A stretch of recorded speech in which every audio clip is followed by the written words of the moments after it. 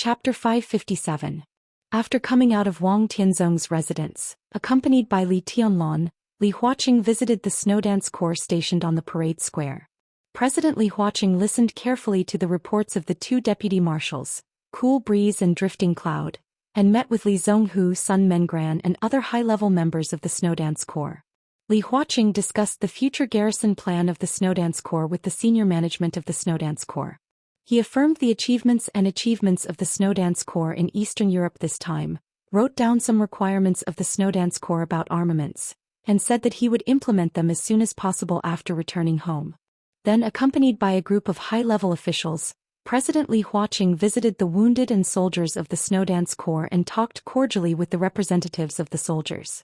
It was not until dusk fell and Rieger came to pick him up that Li Huaqing returned to the Manlisai Hotel where he stayed. Li Tianlan stayed and had dinner in the station.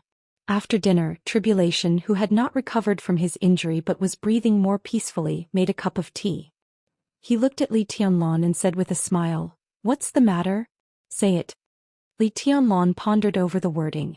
Tribulation was not in a hurry and waited quietly. Since Li Tianlan did not go back with Li Huaqing, he knew that he must have something to do. Is it hard to fight for the position of the Snowdance Corps? That won't happen. Li Tianlan shook his head. There were not many people in Zhengzhou state who could beat Tribulation in terms of qualifications and strength, or even none. Moreover, he had the full support of the giant group. As long as Tribulation nodded, he would become the new and irreplaceable marshal. Wang Tianzong is about to break through. He thought about it and finally decided to tell the truth. His tone was simple and calm, as if he was talking about a trivial matter.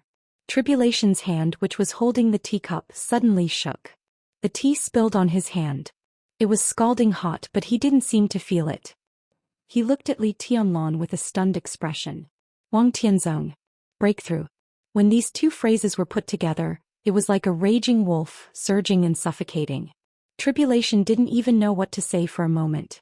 The entire dark world knew that Wang Tianzong's realm had completely surpassed the peak of the invincible realm. But he had been in the invincible realm for many years. After years of accumulation, he took a step forward. Countless people thought that Wang Tianzong was lucky. How long has it been? Was he going to break through again? Could he really break through again after surpassing the peak of the invincible realm? Is he going to break through? With some uncertainty, Tribulation repeated it again. Li Tianlan nodded. Thinking about Wang Tianzong's words, he said in a low voice, "Within 3 days at the earliest and 3 days at the latest." Tribulation's face suddenly became gloomy. Even the time could be determined. This was not a possibility at all, but an absolute certainty. The corner of his mouth twitched. He wanted to say something, but he suddenly felt lost.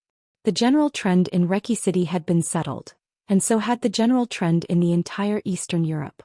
But if Wang Tianzong broke through at this time, what did they do before Count 4? Once Wang Tianzong broke through again, he alone would be the general trend of the entire dark world. The whole room seemed to be filled with an extremely oppressive force. Tribulation took a deep breath with difficulty and said dryly, "You broke through after surpassing the half-step invincible realm. What realm is that?" Li Tianlan smiled bitterly and said nothing. In fact, it didn't matter what the realm above the invincible realm was called. What mattered was that in this era where the peak force was only the peak of the invincible realm, Wang Tianzong broke through again and was the real chosen one. Heaven's pride was unparalleled.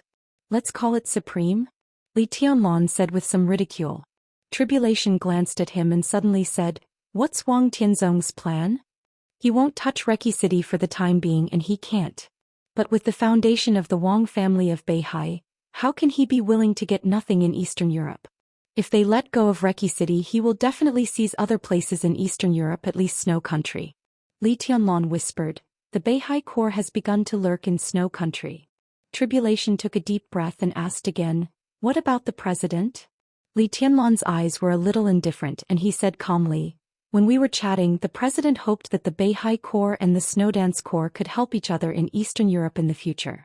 Tribulation stood up with a sneer, held the teacup in his hand and said in a cold voice, "What does that mean?"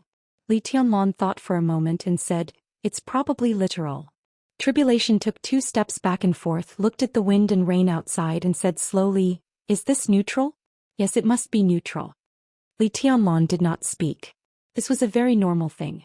Even a fool knew that once the Beihai Corps gained a foothold in Snow Country, it would be impossible to coexist peacefully with the Snowdance Corps. The Snowdance Corps was now a sharp sword in Li Tianlan's hand. The East Emperor Palace had just started. Sai City had Situ Tsangyue, the giant group had Dongqing Wudi, and the Samsara Palace had the Master of Samsara Palace. Forget about the Purgatory of Heaven capital, at least the Li family still had Li Honghe. Only the Snowdance Corps could be completely affected by Li Tianlan's will and not be shaken at all. Once Wang Tianzong broke through, even if he didn't do it himself with the influence of the Chosen One in the world, he would let the Beihai Corps swallow the Snowdance Corps, which was equivalent to cutting off one of Li Tianlan's arms. In such a matter, it was obvious that Li Huaqing did not give Li Tianlan the support he wanted. Even with Wang Tianzong's breakthrough, the attitude of the academics seemed to have changed. It was hard to say now. Tribulation stopped, looked at Li Tianlan and said, "Tell me your plan." "I want to go north of Sai City," Li Tianlan said without hesitation. Li Tianlan spoke without hesitation. His tone was short, but it carried a touch of absolute sharpness, like an unsheathed sword stained with blood. "Go north." Tribulation raised his eyebrows. Sai City was in the northernmost part of Zhongzhou state. If they continued north, they would reach Eastern Europe. "Go north." Li Tianlan nodded.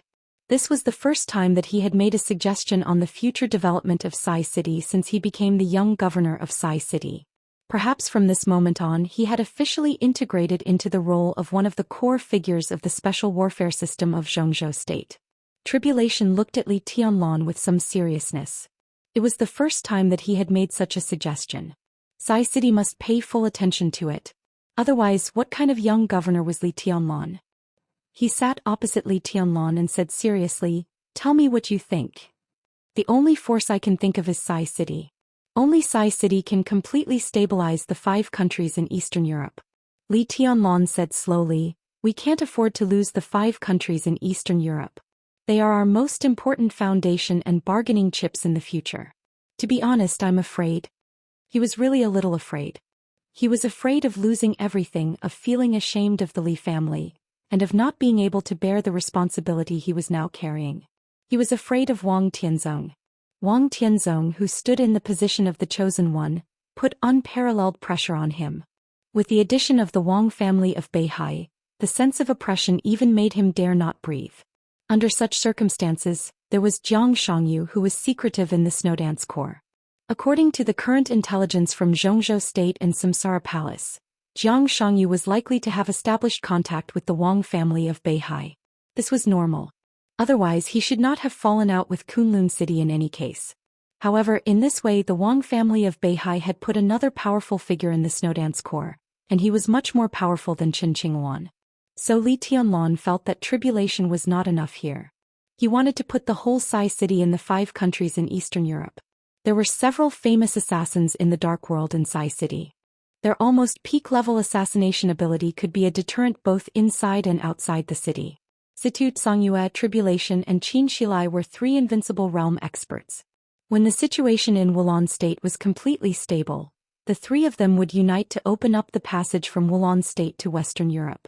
The Dark Knights would also exert their strength to show the dark power of Northern Europe and cooperate with the Snowdance Corps.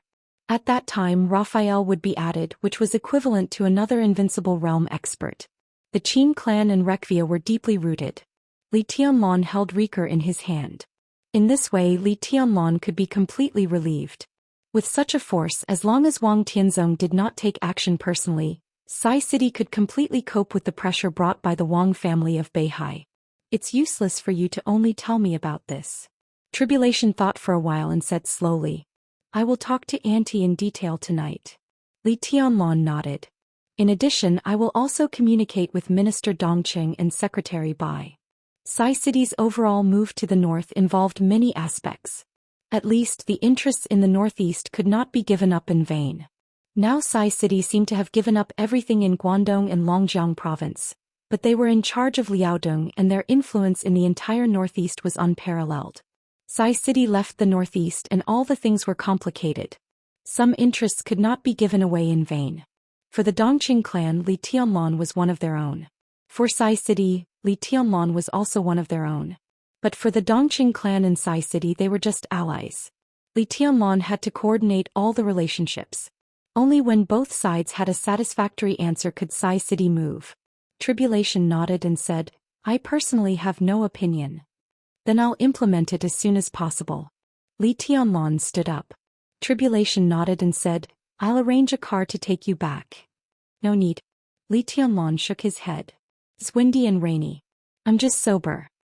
He walked out of the door and looked at Tribulation. Tribulation stood where he was, his eyes gentle and indifferent. In a trance, Li Tianlan could not remember what this martial uncle looked like when he first met him. But he knew that Tribulation should not be like this. He should be the strongest assassin in the dark world, not the commander stationed in Eastern Europe. Li Tianlan's mouth moved and he whispered, Martial uncle, thank you. Tribulation smiled and shook his head.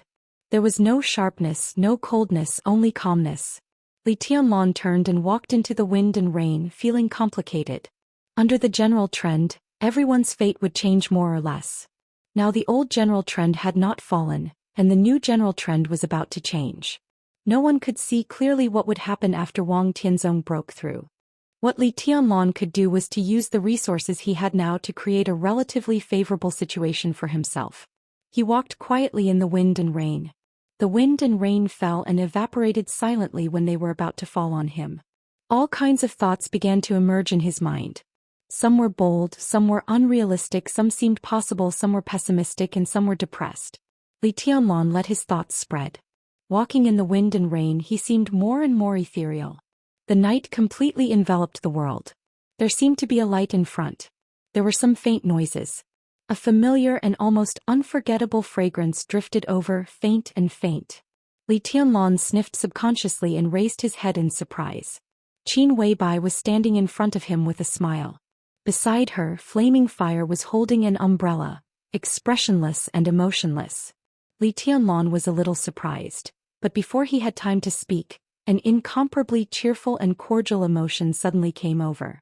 Colorful rays of light formed in front of him and enveloped his entire body. Li Tianlan's back sank slightly. It was as if a heavy sword had fallen on his back. The feeling was heavy but broad. Li Tianlan didn't feel tired at all. It was a feeling that was almost connected by blood. He and the sword seemed to be a whole. In other words, the sword seemed to be a part of his body. It was so harmonious and harmonious. The colorful light that enveloped him gradually converged and turned into an imperceptible halo. Standing in the halo, Li Tianlan looked calm and quiet, but there was a kind of transcendent elegance about him. Li Tianlan subconsciously reached out his hand.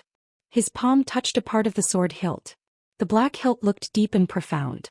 He finally saw what the sword looked like even though he only saw a part of the hilt. This is, he asked softly, a little confused. Likes you very much. Qin Weibai smiled softly and said, This is the sword I mentioned.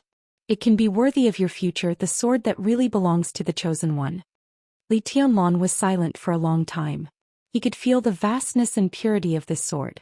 The Howran sword intent that was enough to tear the sky had no trace, but it was extremely powerful. With this sword in hand, even if Li Tianlan didn't enter the invincible realm, he could be called invincible.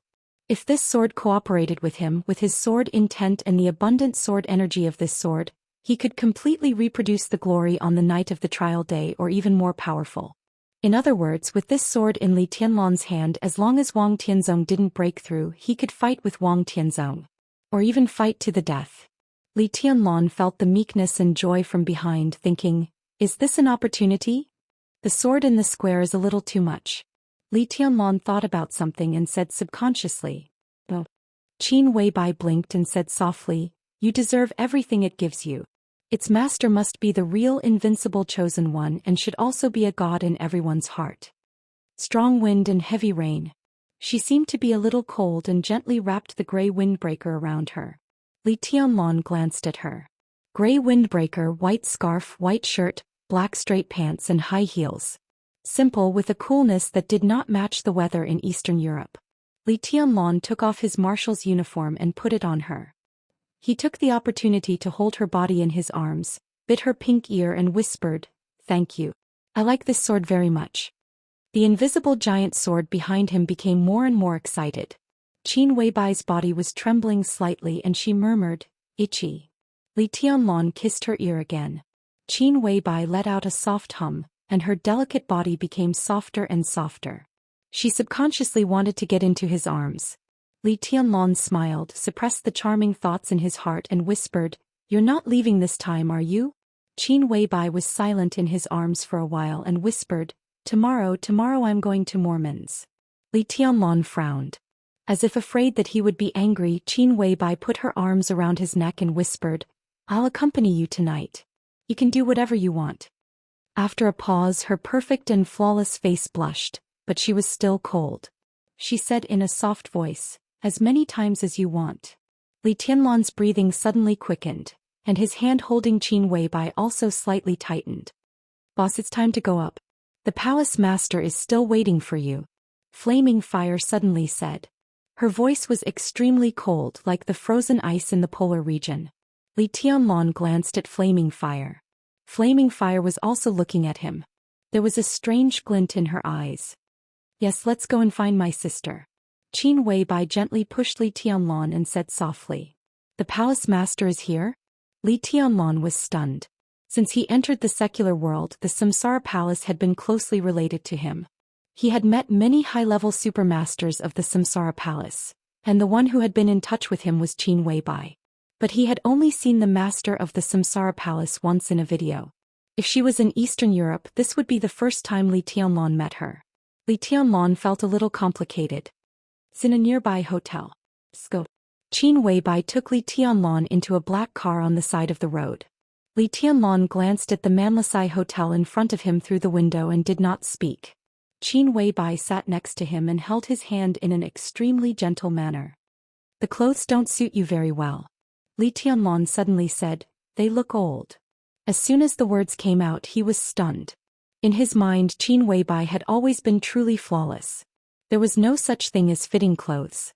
Any clothes she wore were a real scenery. In all fairness, Qin Weibai could still be said to be devastatingly beautiful in a gray windbreaker. But this color made her look too mature. Li Tianlan always felt that it was a little strange. He didn't even know why he was so harsh on her. "Really?" Qin Weibai looked down at her clothes and whispered, "Then I won't wear it anymore." She took off the windbreaker and put it on the seat. She hesitated and leaned into Li Tianlan's arms. "It looks much better this way." Li Tianlan lowered his head and praised. Qin Weibai looked at where his eyes fell and gently rolled her eyes at him. She pursed her lips and said with a smile, "You're so annoying." Li Tianlan wrapped his arms around her waist and whispered, "What's the matter with Mormons?" "Just some small things. It'll be solved soon." Qin Weibai leaned into his arms and felt his heartbeat. Her eyes were a little dazed and she whispered, "When Mormons' matter is solved, I'll go to Tianan with you, okay? I'll leave Samsara Palace and stay with you all day. I'll do whatever you want me to do. I can give birth to a child for you. And Ruxian Yue." Her bright eyes gradually became blurred and full of longing. Li Tianlan's expression also softened and he whispered, "Okay, when it's over, I'll take you to Tianan." He paused and whispered, "It'll be over soon." The colorful flowing light gradually flowed behind him and flowed to his arm. It gradually slid down and covered his whole palm. The light gradually condensed and finally turned into a pair of black gloves on Li Tianlan's palm. The corners of Li Tianlan's mouth twitched and he felt a little helpless. His palm was gradually moving up and was about to touch the warm and proud peaks, but there was a glove on his palm. The glove was really thick. Li Tianlan looked at the glove thoughtfully. It seemed to feel Li Tianlan's mood. The light on the glove flickered with some grievance, and then it turned into a black ring again. Li Tianlan stroked his palm with satisfaction and said with a smile, "What's the name of this sword?" Qin Weibai's body slightly stiffened and she subconsciously glanced at Flaming Fire. Flaming Fire drove the car attentively, holding the steering wheel tightly. Qin Weibai moved her body and whispered, "It doesn't matter what it was called before. Now it's your sword and it's better for you to give it a name." Flaming Fire, who was driving, suddenly said, "Does a name mean anything?" Li Tianlan looked at her in surprise and said, "What do you mean?" Flaming Fire was silent for a while and then said indifferently, "It means nothing." She drove the car and said no more. A long time ago, when she first followed Qin Weibai, she realized a truth. But it was not until today that she completely understood it. The so-called name, the so-called identity. Yours, mine, hers, and its. No matter what the name was. It was meaningless. Chapter 558. The 3-star hotel where the master of Samsara Palace stayed was not big. The only advantage was that it was close to the Manlasai Hotel, so it was very convenient to travel. After parking the car in front of the extremely exquisite hotel, Flaming Fire finally said, "Here we are." "You're not getting off?" Li Tianlong asked. "I still have something to do." Flaming Fire sat motionless in the car and said calmly. Subconsciously, Li Tianlong felt a little strange, but for a moment he could not tell what was wrong. Before he could figure it out, Qin Weibai had already gently held his hand. Li Tianlong smiled, got out of the car and walked into the hotel with Qin Weibai. When they were about to enter the door, he looked back. Flaming Fire's black car was approaching a crossroads ahead. Li Tianlong was deep in thought. In the end, he followed Qin Weibai into the hotel. The top floor, the only luxurious suite. The mysterious master of Samsara Palace lived here. For Li Tianlong, it was hard for him to describe the position of the master of Samsara Palace in his heart. It was a kind of estrangement that he had never really met, but there was a closeness between them. There was also gratitude, as if he had been reborn, and some vague respect. All the emotions gathered together and became extremely complicated. Samsara Palace Master Qin Weibai, and even the 12 Supermasters. Everyone had done a lot for him. There were some things that Li Tianlong already knew, some he didn't know, and some he had already noticed. It seemed that since he entered the secular world, the Samsara Palace, which had been mysterious and low-key, had actually been revolving around him. There was Qin Weibai's deep love for him, and naturally, there was also the laissez-faire attitude of the master of Samsara Palace when she was silent. This favor was so heavy that Li Tianlong even felt a little scared and ashamed to accept it. The elevator was going up slowly. Li Tianlong carefully tidied up his clothes and suppressed all the thoughts in his mind. He could feel the extremely strong heartbeat in his body. The huge vitality of the immortality potion was still working. This immortality came from the master of Samsara Palace. A dark green jade pendant on his neck trembled slightly as the elevator went up. That was the murderous weapon Blue Sky Underworld, which also came from the master of Samsara Palace. Li Tianlong's thoughts became more and more complicated. Qin Weibai had rushed to his side like a moth to a flame, and then the whole Samsara Palace had spared no effort to support him. Would there be an answer to all of this today? The elevator stopped and the metal doors parted. Li Tianlong took a deep breath and led Qin Weibai out of the elevator. The door to the luxurious suite was open and it was quiet inside. Qin Weibai stood in front of the door and knocked. "Come in." A calm and wooden voice rang out in the room. Qin Weibai walked in first and pulled Li Tianlong to the living room. The floor-to-ceiling windows in the living room were huge. In his line of sight, a tall and plump figure was sitting in front of the floor-to-ceiling windows, quietly watching the scenery outside. There was no TV on in the living room, no lights, no air conditioner, no tea and no paintings. There was only the woman sitting in front of the window and the wind and rain outside. In the past. If this chapter is not finished, please turn the page. For a long time this place seemed to have been deathly silent and dull. Qin Weibai lightened her steps and said softly, "Sister Tianlong is here." Li Tianlong stared blankly at the black figure in his sight, bowed slightly and said, "Greetings, Palace Master." Qin Weibai quietly pinched Li Tianlong, her eyes filled with hidden bitterness. Li Tianlong was stunned for a moment before he realized that he had said something wrong. He coughed and said with slight embarrassment, "Sister." The master of Samsara Palace turned her head and glanced at him. There was darkness between them, but their eyes were extremely bright. Qin Weibai walked aside and turned on the light in the living room. The master of Samsara Palace's expression was calm. She nodded slightly and said, "Sit down." Li Tianlong sat down and didn't know what to say for a moment. "You have something on your mind." The master of Samsara Palace suddenly said softly. Li Tianlong glanced at her and was a little stunned. Although she was a little plump, the outline of her face was extremely soft, and he could vaguely see the delicacy she used to have. Li Tianlong didn't even dare to guess the age of such a master of Samsara Palace. It was possible that she was 30, 40, or 50. He scratched his head and said with a smile, "I'm a little nervous seeing you for the first time." "It's not this." The master of Samsara Palace looked into Li Tianlong's eyes and said softly, Her eyes were so light that Li Tianlan couldn't see any emotion at all. It seemed that all emotions were merged together and the strongest was calmness. You have something on your mind. She repeated her words. Qin Weibai brought a cup of tea to Li Tianlan and sat beside him. She looked at him strangely. Li Tianlan was silent for a while, then shook his head and said, "It's a small matter. The chosen one in the dark world is not a small matter." The master of Samsara Palace said softly in a self-mocking voice. Li Tianlan's hand holding the teacup trembled slightly. He raised his head and said, "You know all about it?" The master of Samsara Palace sat by the French window and said softly with a faint sense of loss in her voice, "I've been waiting for this day for a long time." She looked at Li Tianlan and asked, "Are you afraid?" "Yes." Li Tianlan answered simply, but he was thinking about the words of the master of Samsara Palace.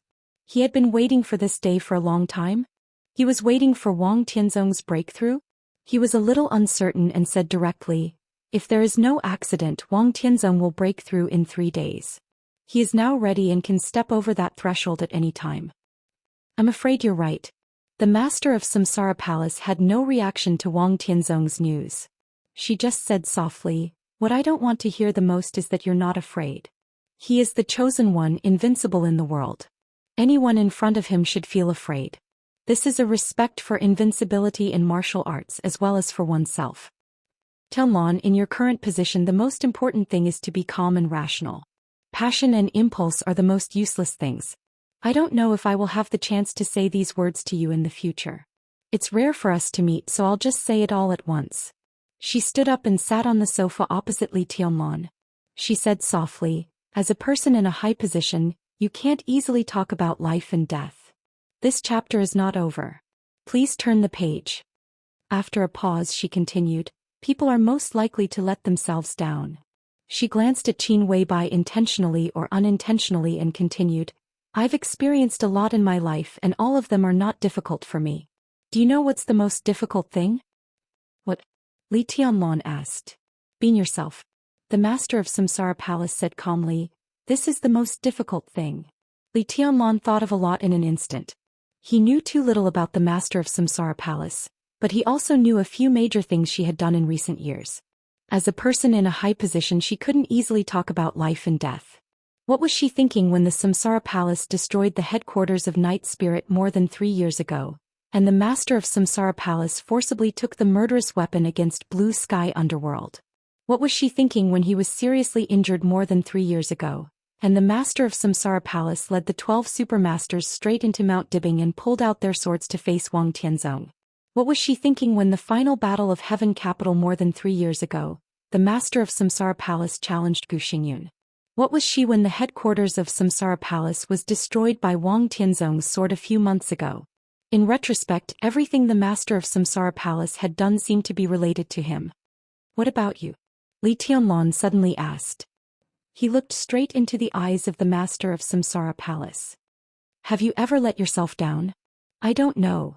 The master of Samsara Palace's eyes were blank for a moment and she said softly, "I've done a lot of things that can't be evaluated. So being yourself is the most difficult thing and not letting yourself down is the most difficult thing."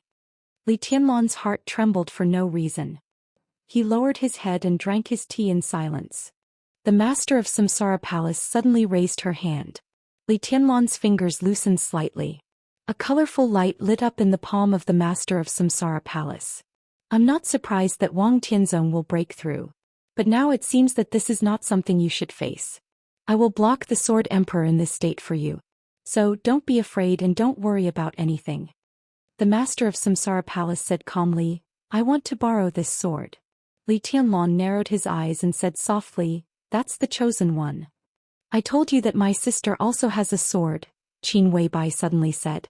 "She has been preparing for this sword for a long time. Although it is only the power of one sword, it can reproduce the peak state of the chosen one. No matter how much preparation a person at the peak of the invincible realm prepares, he can't reach this level." Li Tianlan said quietly. "So this sword is the key."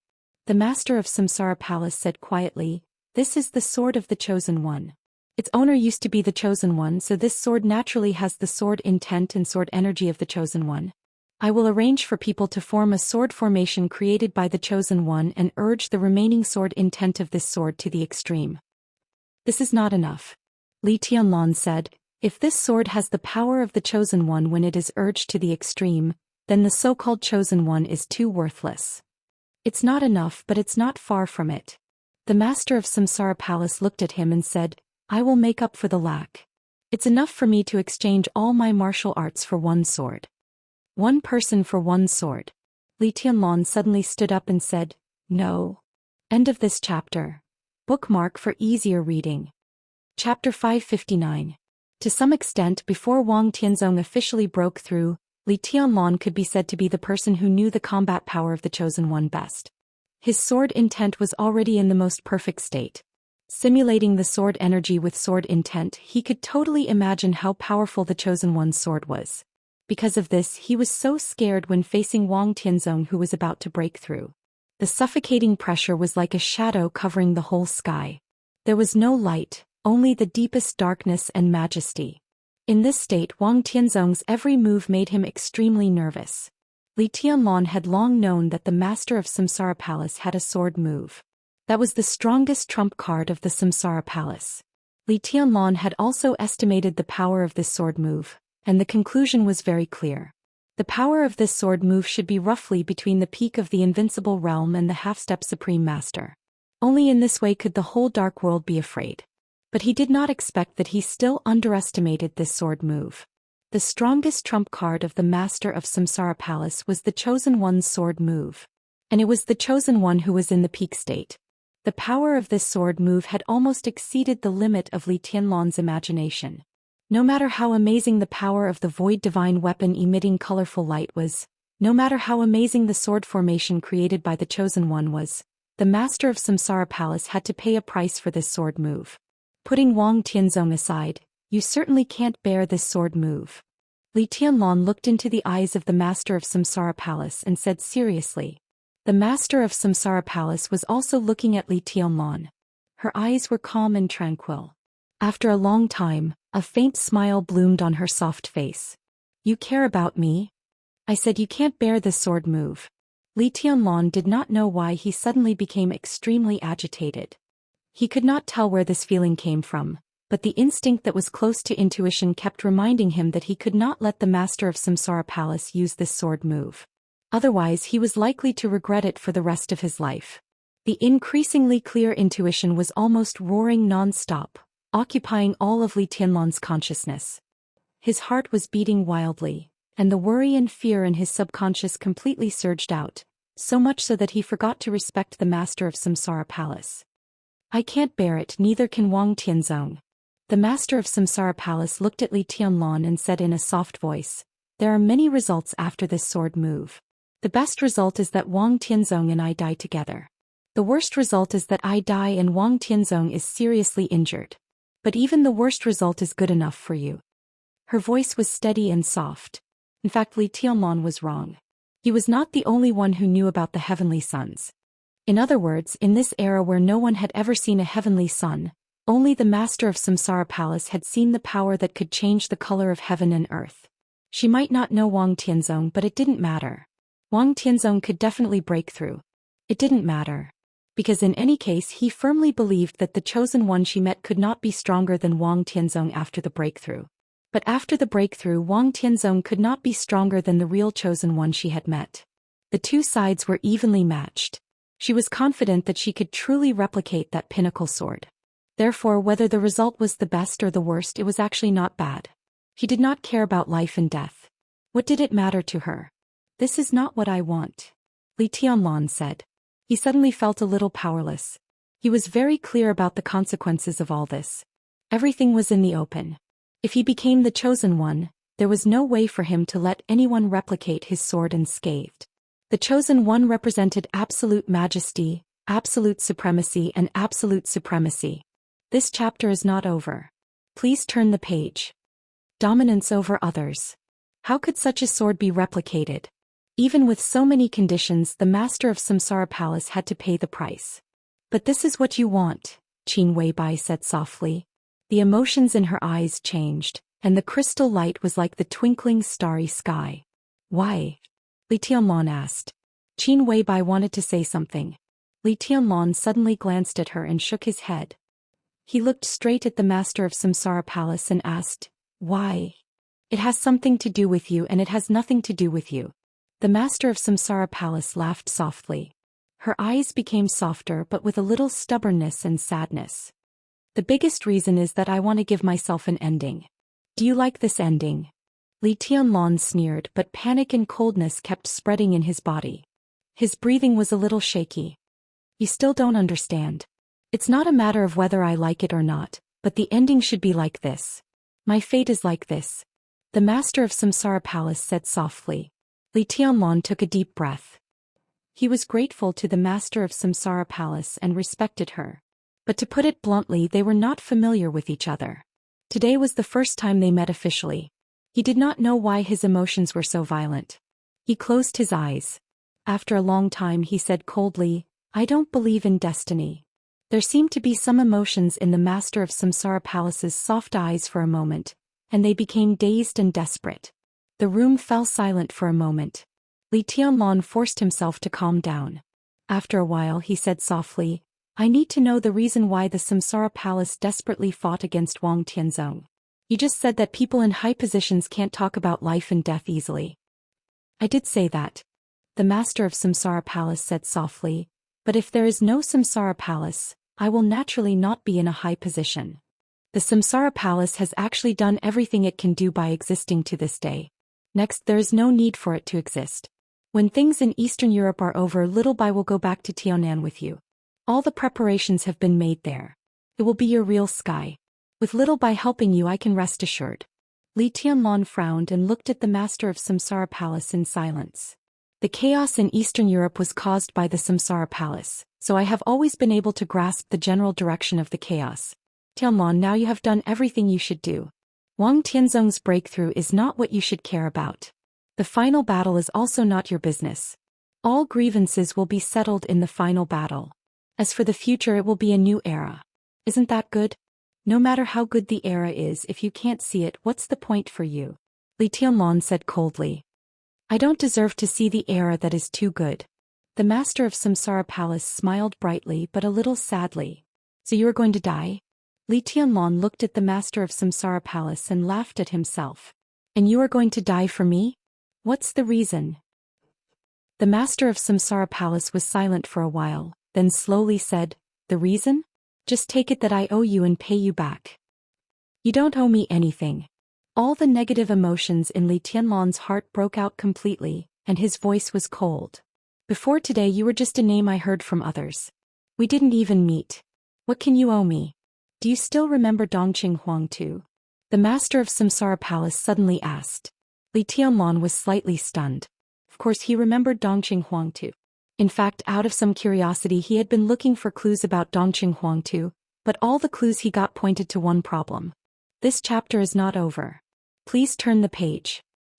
"Remember," he said, "but this person doesn't exist at all and he shouldn't exist. If he really doesn't exist, how can there be you?" The master of Samsara Palace's voice was fleeting, but in Li Tianlon's ears, it was like a clap of thunder. Li Tianlon's face suddenly turned pale. He gritted his teeth and said, "What do you mean?"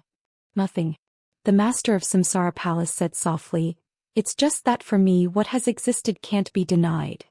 He is the chosen one, so he naturally existed." Li Tianlon subconsciously glanced at Qin Weibai. Qin Weibai had been silent. Her perfect and delicate face seemed to be transparent in the light. He remembered that Qin Weibai had talked about Dongqing Huangtu for the first time that day. He was besieged by several invincible realm experts, interfered by countless thundershocking realm experts, and drowned by murderous weapons and a sea of people at the same time. Corpses were everywhere and blood flowed like a river. He was besieged to death by 6 invincible realm experts? Li Tianlon asked. To be exact, there were 3 murderous weapons and 7 experts at the peak of the invincible realm. One of them could barely be regarded as the chosen one, but his state was damaged. The master of Samsara Palace said. Even Li Tianlon, who thought he knew the chosen one very well, was speechless for a long time at this time. 7 experts at the peak of the invincible realm. Not to mention that one of them was a chosen one in an incomplete state, Even if there were only 7 experts at the peak of the invincible realm, they could sweep everything in this era. Now in the whole dark world, there were no more than 7 experts at the peak of the invincible realm that could be confirmed. Not to mention 3 murderous weapons and a sea of people. The most important thing was that he still remembered what Qin Weibai had said. In such a siege, Dongqing Huangtu died in a sneak attack. At that time he still hadn't used his sword. That was a sneak attack from the woman he loved deeply and also loved deeply. If it hadn't been for that sword, the final result would be hard to say. Every time he heard about it, Li Tianlong felt nothing but shock in his heart. Dongqing Huangtu, is he really dead? Li Tianlong suddenly asked. Of course he is dead. The master of Samsara Palace sighed softly. Li Tianlong nodded and said, what does this have to do with me? I can't pay back what I owe him, but I can't watch you continue to struggle in this era. There are some things that are the same to pay back to you. The master of Samsara Palace said blandly. What do you owe him? Li Tianlong was suddenly a little curious. If the master of Samsara Palace was paying back a debt, why would she pay it back to him? A debt that could make a peak of the invincible realm pay with his life. One could imagine how heavy it was. The master of Samsara Palace didn't say anything. Li Tianlong glanced at her and said, what does Dongqing Huangtu have to do with me? The master of Samsara Palace still didn't say anything. Li Tianlong glanced at Qin Weibai. Qin Weibai had calmed down. At this time she was blinking at him with an innocent face. It was obvious that she didn't know. Li Tianlong thought about it and simply changed the angle. The existence of Dongqing Huangtu was too vague. The clues he had were not enough to directly find out the person who seemed to have a close relationship with him.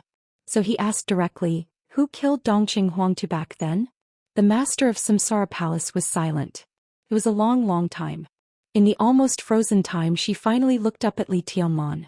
Her eyes were calm, but her voice seemed to pass through a desert invisibly, becoming extremely hoarse and dry. It was me. The master of Samsara Palace said, I killed him. End of this chapter. Bookmark for easier reading. Chapter 560. The candlelight flickered in the darkness. This was an almost spacious hall. The dim light of the candlelight flickered slightly. Where the light converged, a brand new statue of God stood there, bathed in the subtle light, looking at the surrounding darkness with a face full of pity. An old man in a white robe knelt in front of the statue and prayed devoutly. The darkness was deep, the candlelight was weak, and the prayers were silent. The whole hall seemed to have been completely frozen. The windows in the hall were open. The clear but extremely strange sound of waves came over, with the sound of countless pieces of ice colliding with each other. The ice wind in the depths of the Arctic Ocean whistled into the hall. The candlelight began to tremble, and the light and shadows in the hall were constantly turbulent. The whole hall seemed to be filled with an uneasy aura. The statue of God was still compassionate. The old man was still silent. Mellad looked at the old man in front of the statue. His expression was calm, but his heart was beating faster and faster. Another gust of cold wind whistled past, piercingly cold like a knife. The curtains in the hall were blown up. In the shrill sound of the wind, the candlelight in the hall began to spread. The faint flames seemed to be burning out of thin air. Bits of light were scattered in every corner of the hall, extremely soft. The old man opened his eyes and his voice was strangely soft and low. The eyes of God are watching here and the light is about to come. He raised his hand slightly. The candlelight in the whole hall burned more and more vigorously. The dim yellow light brought by countless remaining candles gradually turned white, so pure that it was almost dazzling. But these are all fake. Mellad looked at the old man in front of him and said calmly, "What God created is naturally true." The old man said with a smile. Mellad's body tensed up as if he was facing a formidable enemy. In the entire Vatican, only one person was qualified to wear a white robe, and only one person was qualified to wear a white dress. The latter was the Holy Virgin. And the former was the Pope. Only the Pope. No one could have imagined that after they had no choice but to withdraw from Recce City, the Vatican, which was already badly battered, did not take advantage of the situation to withdraw from Eastern Europe. Instead, the Pope came in person. Obviously, the Pope was not willing to give up the interests of Eastern Europe. "Who the hell are you?" The Pope walked casually in the vast hall and his tone was also careless. "Mellad, I need an explanation for all this. If there are no accidents after Eastern Europe, You will have many choices, such as continuing to stay in the Holy Disarmament Corps. I will give you more autonomy. I even want you to go to the Knights Templar to be the new Grand Knight Commander, or stay in Eastern Europe and be the spokesman of the Vatican in Eastern Europe. The Pope's tone was indifferent. I've thought of many possibilities and they're all about you.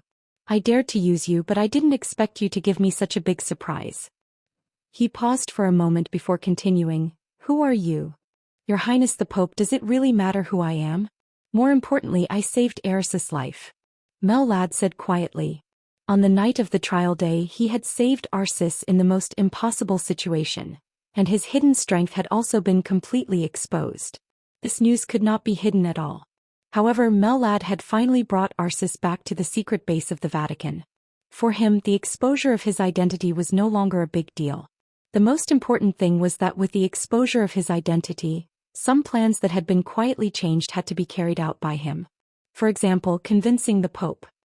In fact, if you hadn't hidden your strength and joined forces with Arsis, the situation might not have been like this. The Pope said with a pleasant expression, You betrayed the glory of God and brought great losses to the Vatican. Why? Mellad was silent for a while, then shook his head with a wry smile. Betrayal is a sin. The Pope said slowly, but God is merciful. He will forgive your sin and allow you to enter the kingdom of God. Go repent, Mellad. In the flickering candlelight he snapped his fingers. An incomparably huge sense of crisis suddenly permeated. If this chapter is not over, please turn the page. The bottom of the abyss enveloped Mellad. Deadly danger came at him from all directions. He subconsciously began to step back. A roar that was close to madness suddenly cut through the night sky. The entire palace shook violently from the roar. All the light in the hall shattered in an instant. Mellad suddenly opened his eyes. The Pope was standing not far from him. The flickering candlelight was still there, but it was much smaller. He had already knelt in front of the statue of God, holding a steel knife in his hand, and had already cut open the skin on his chest. Blood flowed down. Mellad only needed to put in a little more strength and he could pierce his heart with his own hands. In an instant Mellad broke out in a cold sweat. After the trial day, Mellad and Arsis immediately entered the secret base of the Vatican in Recce City. The Pope prayed at the first opportunity. This time the prayer was not for an hour or a day but for a few days and nights. Even when the other members of the Vatican officially left Recce City, the Pope did not move. The prayer continued until just now. After the prayer, the Pope was not weak. Instead, his essence, chi and spirit had completely reached the peak. In his spiritual domain, as long as he wanted, Mellad would be in danger at every step and he would not even have the ability to fight back. Was this the transcendent realm? Mellad's breathing was rapid. The fear of walking on the edge of life and death turned into extreme anger in an instant. He suddenly raised his head and looked at the Pope. He said in a fierce voice, Your Majesty the Pope, you want to kill me? How dare you kill me? It's you who needs to repent. The Pope's voice was gentle and calm. I repent. Use my own life. Mellad laughed loudly. How about now? I'm still alive. You can't kill me. This is God's will. The Pope said slowly, God has given you life. You should thank God. Mellad stared at the Pope. Sweat and blood continuously flowed from his body. The Pope looked at Mellad quietly, his eyes deep and bottomless. After an unknown period of time, Mellad took a deep breath, stretched out his hand and drew a cross in front of his chest. The Pope smiled with satisfaction. I like your attitude now. He poured himself a glass of water and took a sip. God created all things. In front of the great glory, everyone must remain in awe. He poured another glass of water and handed it to Mellad. So who on earth are you? Mellad looked at the glass of water and did not dare to take it for a moment. In the Pope's spiritual domain, even though he was an expert who was infinitely close to the peak of the invincible realm, he did not dare to be sure of his current state, let alone believe his own perception.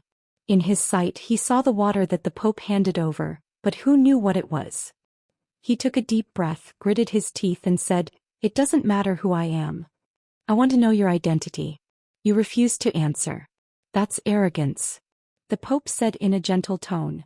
Arrogance was a sin. Mellad hesitated for a moment and said slowly, I'm a follower. The Pope's body suddenly stiffened for a moment. The candlelight around him also seemed to be slightly shaking. Follower. His tone was a little surprised. Whose follower? Of course, His Majesty's follower. Melad said calmly, Your Majesty the Pope, I came back this time and brought back His Highness Arsus to show our sincerity. Our Majesty wants to cooperate with the Vatican and conspire with the overall situation of Eastern Europe. Your Majesty? Your Majesty. The Pope repeated twice and took a deep look at Melad. Which Majesty? The Duke of the Dark World. This chapter is not over. Please turn the page. There were only two recognized majesties. Sword Emperor Wang Tianzong. And the Pope. Now, the majesty behind Melad was obviously not Wang Tianzong. I don't know. The follower replied in a calm tone. The Pope narrowed his eyes and suddenly smiled. Can I understand it this way? You betrayed the Vatican, and the majesty who made you betray the Vatican is your real master. You don't even know who he is? It doesn't matter. Melad said calmly, I don't care what his identity is, but he can give me what I want. What do you want? The Pope suddenly asked seriously. Melad smiled self-deprecatingly. The Vatican can't give me what I want. The Pope fell silent. I don't trust such cooperation. The Pope was silent for a long time before he said calmly, but I don't mind you telling me what I can get by cooperating with His Majesty. What you can get depends on what you want and what you are willing to pay. Melad said meaningfully. The Pope smiled and said calmly, Before I have a complete plan, I'm not willing to pay anything. But you can try to persuade me with your life. The meaning of these words couldn't be more obvious. Melad was in the Pope's territory and could only be controlled by the Pope. If the cooperation today failed, Melad naturally couldn't live. Melad thought about it seriously and said calmly, His Majesty can give you the theocracy that the Vatican has always wanted.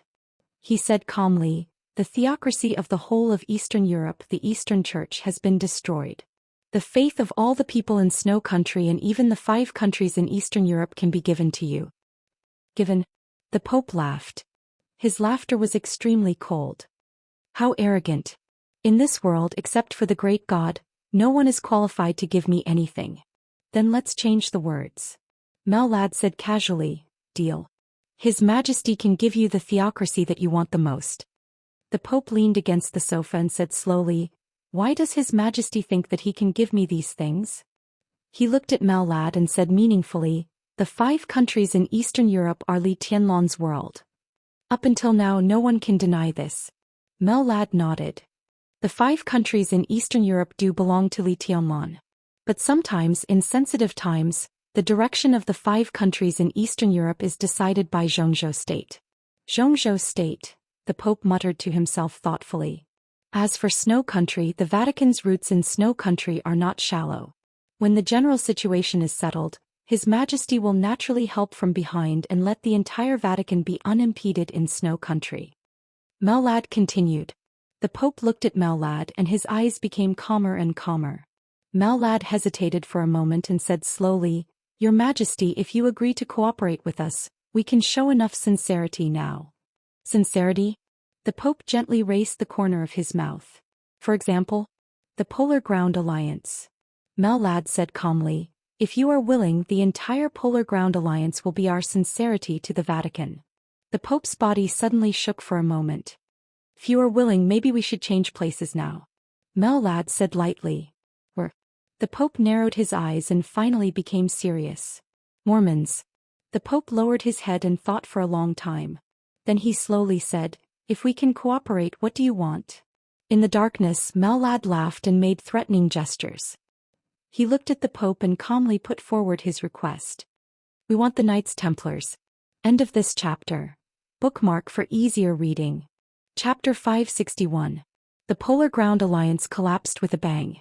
But this super dark force, which used to dominate Eastern Europe and could be called the most bloated organization, still had unimaginable interests within it, even today after 2 of the 4 major families in Eastern Europe were destroyed and the other 2 changed their positions.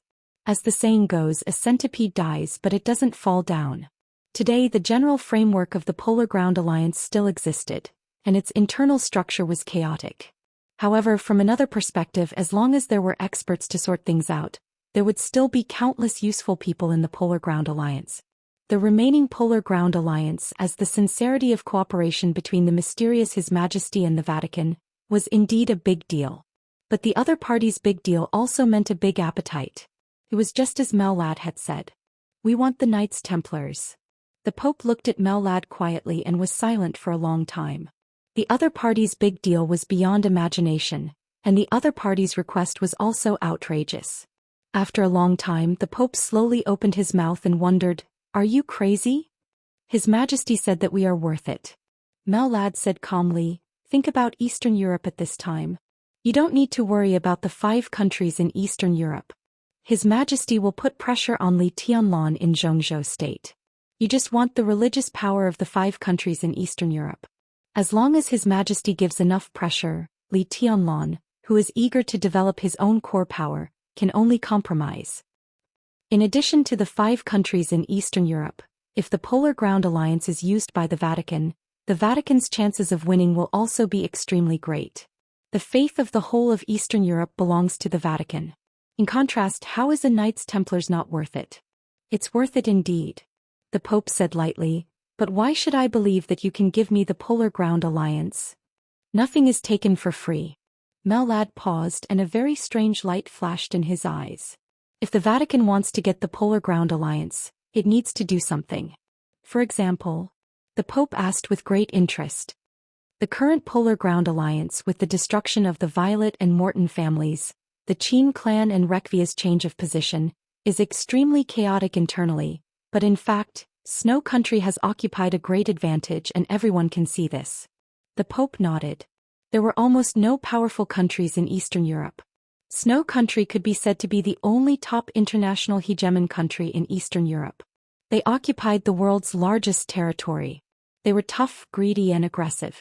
The strong desire to fight seemed to be engraved in their bones and blood. Great changes had taken place in the 4 great families, and the Polar Ground Alliance had collapsed. The higher-ups and important figures of the Polar Ground Alliance had already regarded Snow Country as their best place to rely on. At present, the reason why the Polar Ground Alliance was so chaotic was that with the great changes of the 4 great families, they were splitting internally. Today, most of the power of the Polar Ground Alliance had fallen to Snow Country, but within them, the supporters of more than a dozen other countries also occupied a certain proportion. The most important thing was that the Qin clan and Rekvia had united and won a considerable part of the power within the Polar Ground Alliance. Now this power could be said to be the biggest stumbling block for Snow Country to control the Polar Ground Alliance, and this power undoubtedly belonged to Zhou state at this time. The Pope glanced at Mellad and asked, "So, you have the confidence to persuade Snow Country? Or convince Zhou state?" He thought about it, shook his head and continued, "Is it Snow Country? Li Tianlan would definitely not let go of the power of the Polar Ground Alliance that belonged to Zhou state. In this way, the biggest possibility was that the mysterious His Majesty had the confidence to persuade Snow Country. In fact, His Majesty has already persuaded Snow Country. Melit's body gradually relaxed. Now the whole Snow Country, His Majesty is waiting for me to persuade you. He looked at the Pope and said meaningfully, "The cooperation is right in front of us and it only needs you to reach out once. This chapter is not over, please turn the page." The eyebrows of the Pope slightly raised as he slowly said, "Before this, we already had the intention to cooperate with them. From the current situation we are the only choice of the Snow Empire.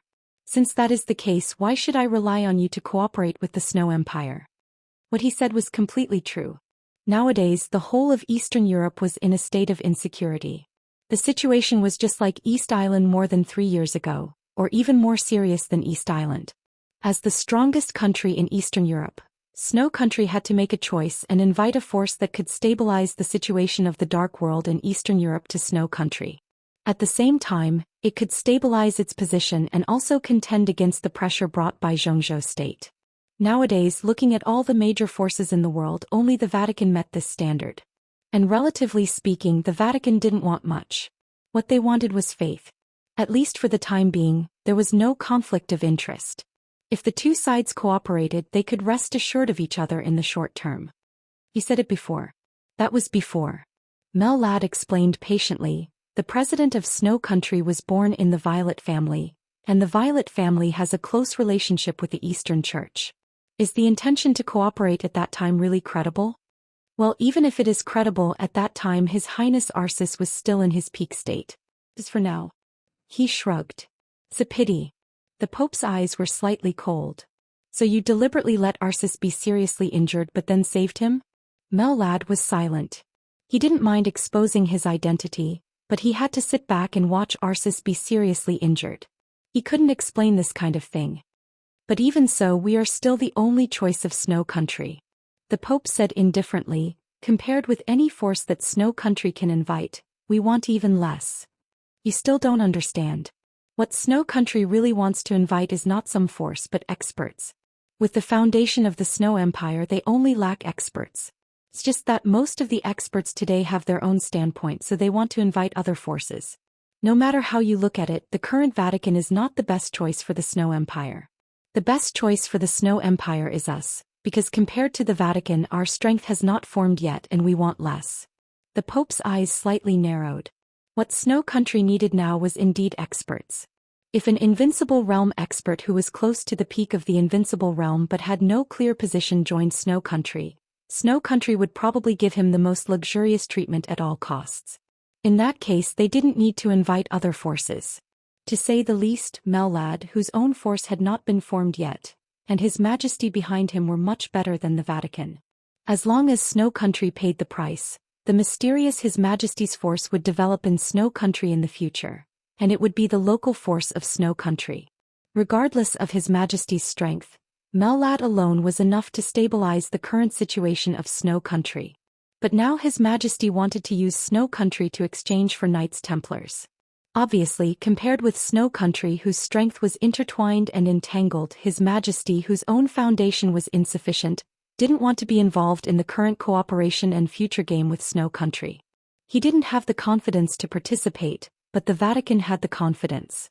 The weight of Knights Templars they wanted was naturally not as great as that of the whole Snow Country. But Knights Templars was a relatively young force in the Dark World. Its organization was simple and its core was clear at a glance. Besides, it had Mellad's qualifications in the Holy Disarmament Corps. Knights Templars was undoubtedly the best to control. Even if its scale was a little small, its potential was endless. If Knights Templars were in his hands, it would be a real sea and sky for His Majesty. The Pope thought of His Majesty's conclusion. We are worthy of each other. Finally, he nodded. Get ready. Let's go to Mormon's. Mellad's face bloomed with joy and a bright smile. He gave a somewhat exaggerated salute and said, I'll arrange it right away. Your Majesty the Pope. He placed a small bottle in his hand in front of the Pope. What's this?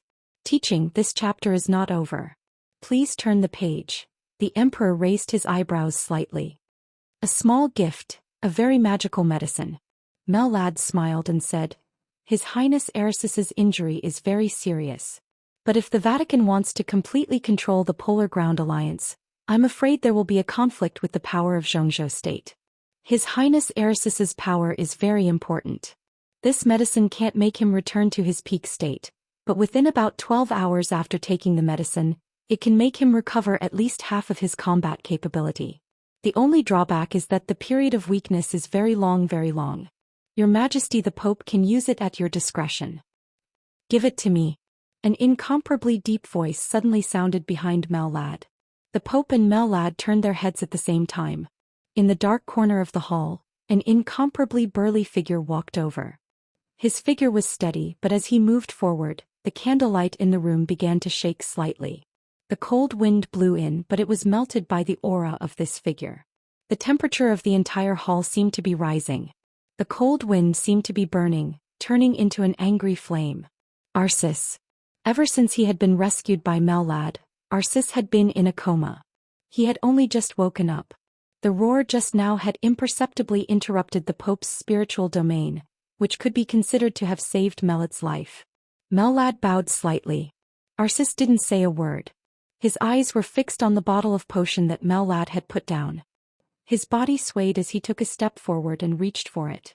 In his sight, the bottle of potion suddenly began to shine. Countless pure rays of light gathered together and turned into a silver cross. Arsis subconsciously withdrew his hand and looked at the Pope. It's not the time yet. The Pope waved his hand and the potion turned into a cross again. Erisis's face was distorted. Endless fury almost completely drowned his reason. I'm going to kill them. I must kill them all. He bellowed word by word.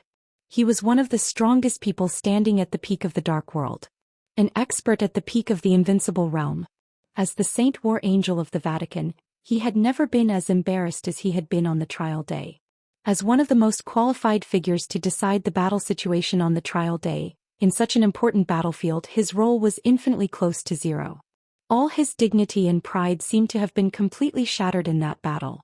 Erisis's eyes trembled a little and he almost lost his mind. Mellad lowered his head and suddenly said, Your Highness, instead of thinking about revenge, we might as well study why such a situation happened that night. His eyes looked at the shimmer floating under his feet and he said blandly, You've been crowned by His Majesty the Pope.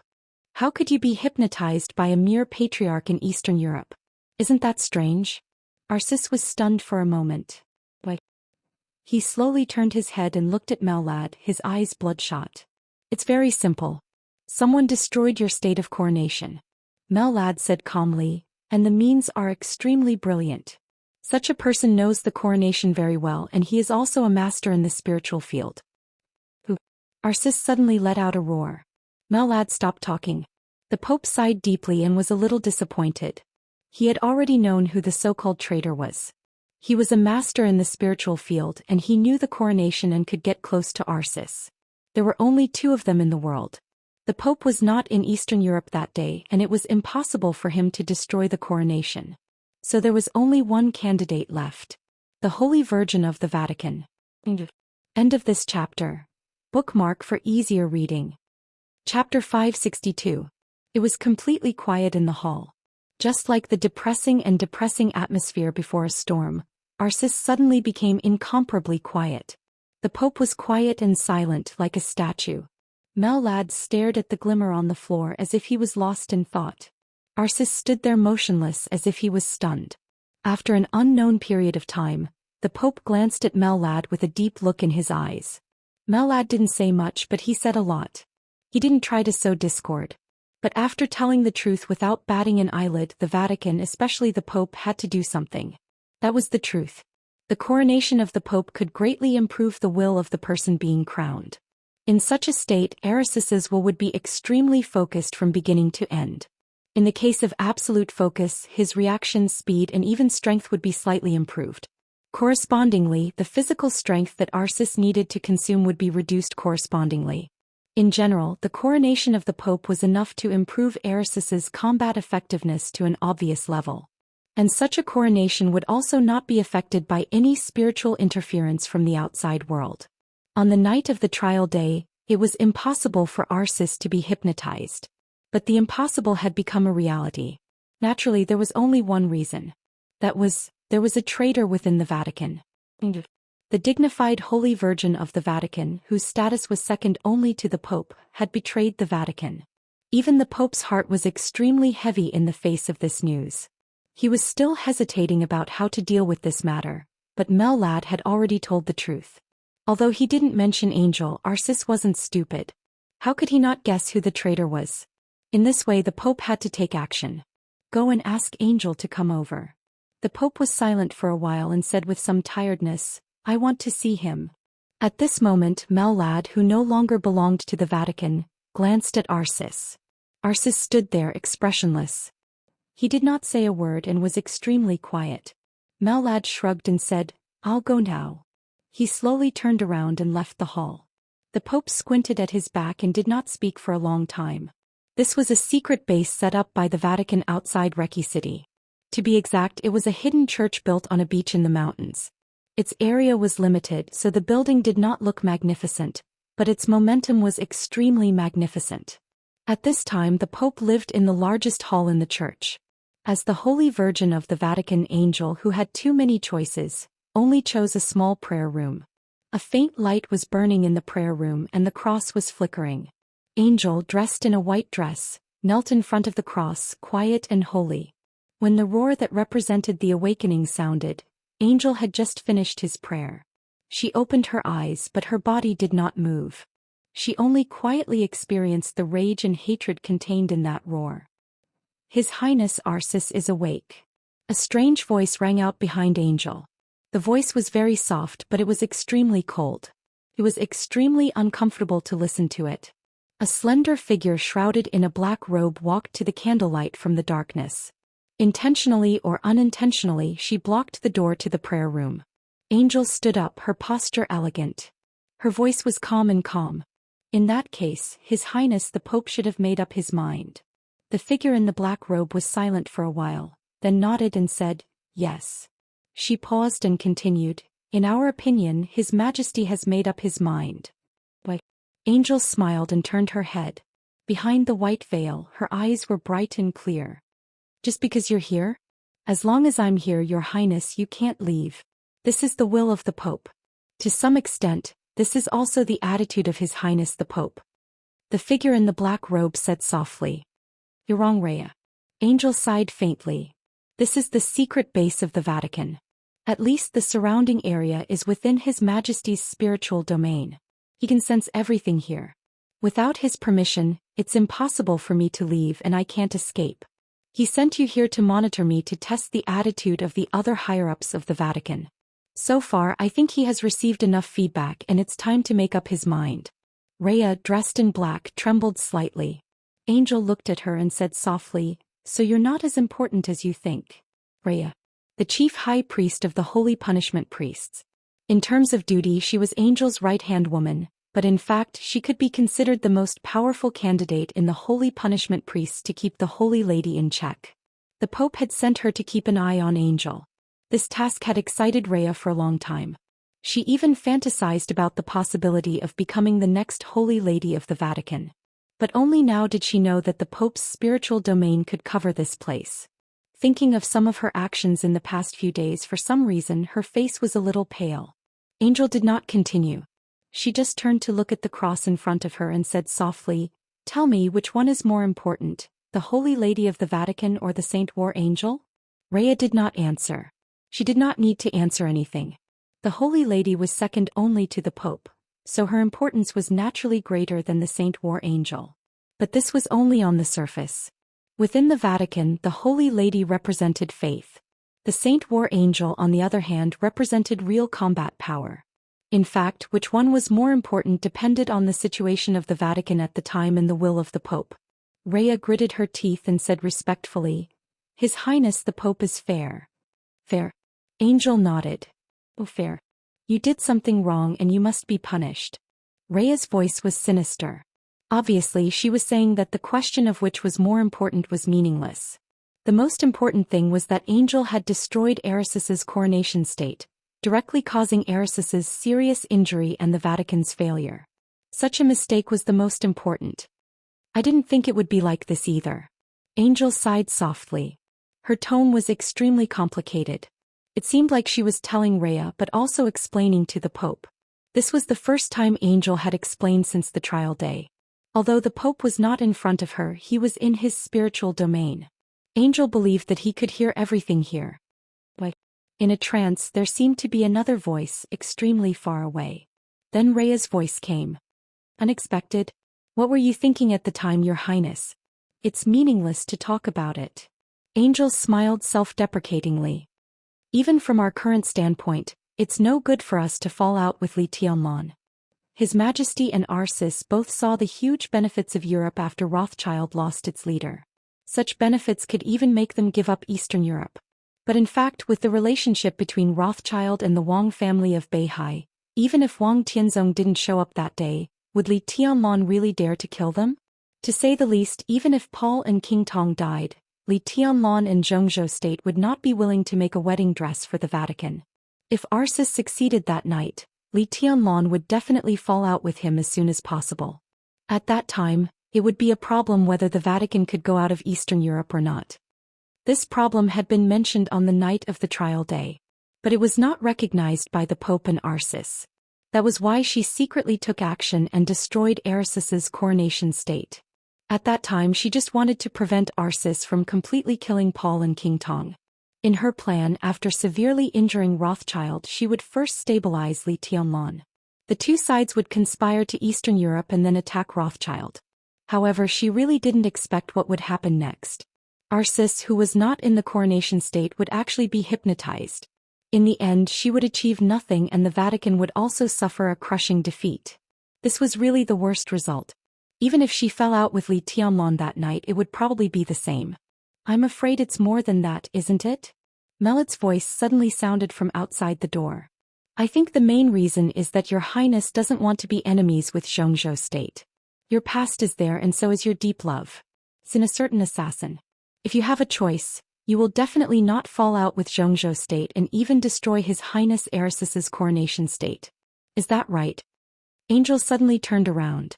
Under the gauze, her eyes fell on Melad's face with anger. Melad was slightly stunned, then he shrugged his shoulders. He bowed and said with a smile, Your Highness, His Majesty the Pope invites you in. Angel's body trembled slightly. After a long silence she slowly said, Let's go. Rhea made way for him. Angel walked out of the prayer room and walked to the hall. It was dark ahead. In the darkness, no one could tell whether the danger of fire or frost began to spread gradually and occupied her whole consciousness. The church was getting closer and closer. Melad, who could be considered to have officially separated from the Vatican, finally stopped. He looked at Angel's back with a complicated look in his eyes. In his sight, the fluttering white dress was completely swallowed up by the darkness in the hall. Angel's face was still calm. He glanced at Arcis and then bowed slightly to the Pope. The Pope looked at him in silence. In the almost frozen darkness, the flickering light of the candlelight gradually expanded. The Pope's voice sounded, Angel, you did wrong. Yes. Angel was silent for a while. I'm willing to take responsibility and, whoosh. The ice wind by the sea whistled in with the wind and rain. A huge figure suddenly appeared beside Angel. Pop. With a crisp sound, Angel's delicate body flew out directly. A smear of blood and teeth fell to the ground. The veil fluttered and fell in the darkness. Boom. The whole hall shook with a loud bang. Angel's body hit the pillar of the hall and slowly slid down. Under the white veil, the beautiful face of the Holy Virgin Angel was a little blurred in the darkness. Blood flowed from the corner of her mouth. It was a shocking sight. Take responsibility. Arcis's furious roar echoed throughout the hall. How can you take responsibility? What right do you have to take responsibility? Can you afford to take responsibility for such a serious loss of the Vatican? You dirty and lowly woman. When I knew that you were not a virgin, I should have persuaded His Majesty to purify you. Arcis stared at Angel and smiled viciously. It's not too late now. Go to hell, bitch. The candlelight spread again. All of Arcis's roars were drowned in the candlelight. Outside the hall, Melad slowly turned around and walked in the other direction. He climbed a hillside around the church and looked at the waves in the darkness. The wind and rain fell and all the sounds became extremely messy. Melad took out his mobile phone and dialed a number. The call was quickly answered. Is it done? The mysterious His Majesty's voice sounded on the phone. Angel has gone to see the Pope. Melad said respectfully, From now on, there should be no Holy Virgin in the Vatican. The mysterious His Majesty smiled and said, Oh, how will the Pope deal with Angel? It depends on the intentions of all the higher-ups of the Vatican. But if there are no accidents, the Vatican will purify her, Melad said in a low voice. After all, he had stayed in the Vatican for many years. When it came to purification, his tone was a little unnatural. Purification. This was the cruelest criminal law within the Vatican, and it was a criminal law that had never been used in recent years. It was usually used to deal with heresy that had caused great losses to the Vatican. The Vatican would first inject an extremely precious drug into the person who was being purified. This drug would not have any direct increase in combat power, but it could make the injected person's spirit unprecedentedly concentrated, and his spirit was absolutely concentrated. This also meant that the other party would always be awake, and his body would become extremely sensitive to external pain. Then the saint warriors would tie the other party to the cross, light the fire and burn the body. The purified heresy would always be in the most sober state and would be burned alive when his perception was extremely sensitive. This was purification. His Majesty was silent for a while, then clicked his tongue and said, It's really cruel. The dignity of God cannot be offended, Melad said subconsciously. He shook his head self-deprecatingly and said softly, "Your Majesty, I don't understand why you are targeting Her Highness Angel. If I hadn't exposed her tonight, the Pope might not have made up his mind to purify Angel.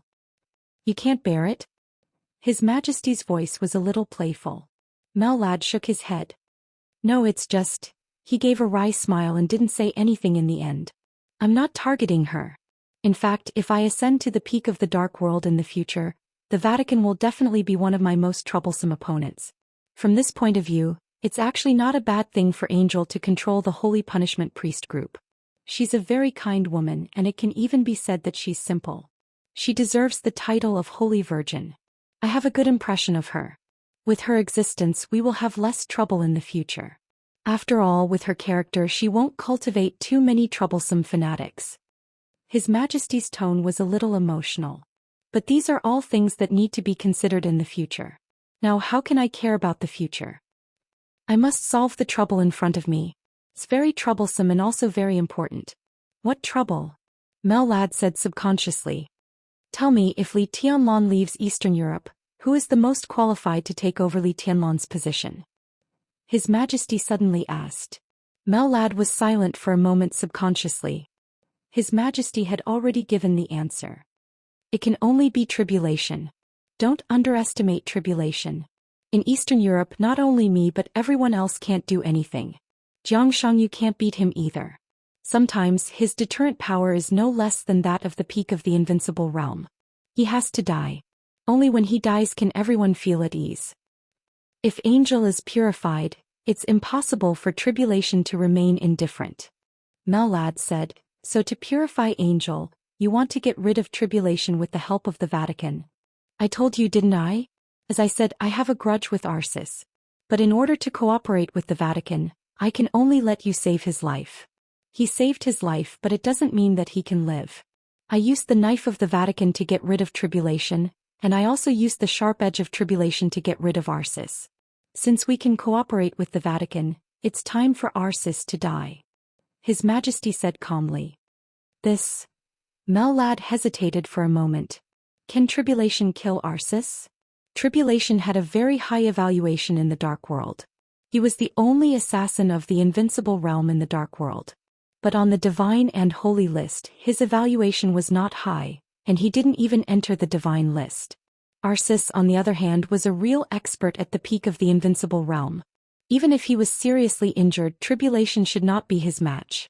What's more, he had just left Arcis a bottle of potion that could temporarily restore most of his combat capability. "I said, don't underestimate tribulation." His Majesty's voice was a little distant. "At present, it only depends on whether he knows how to let go."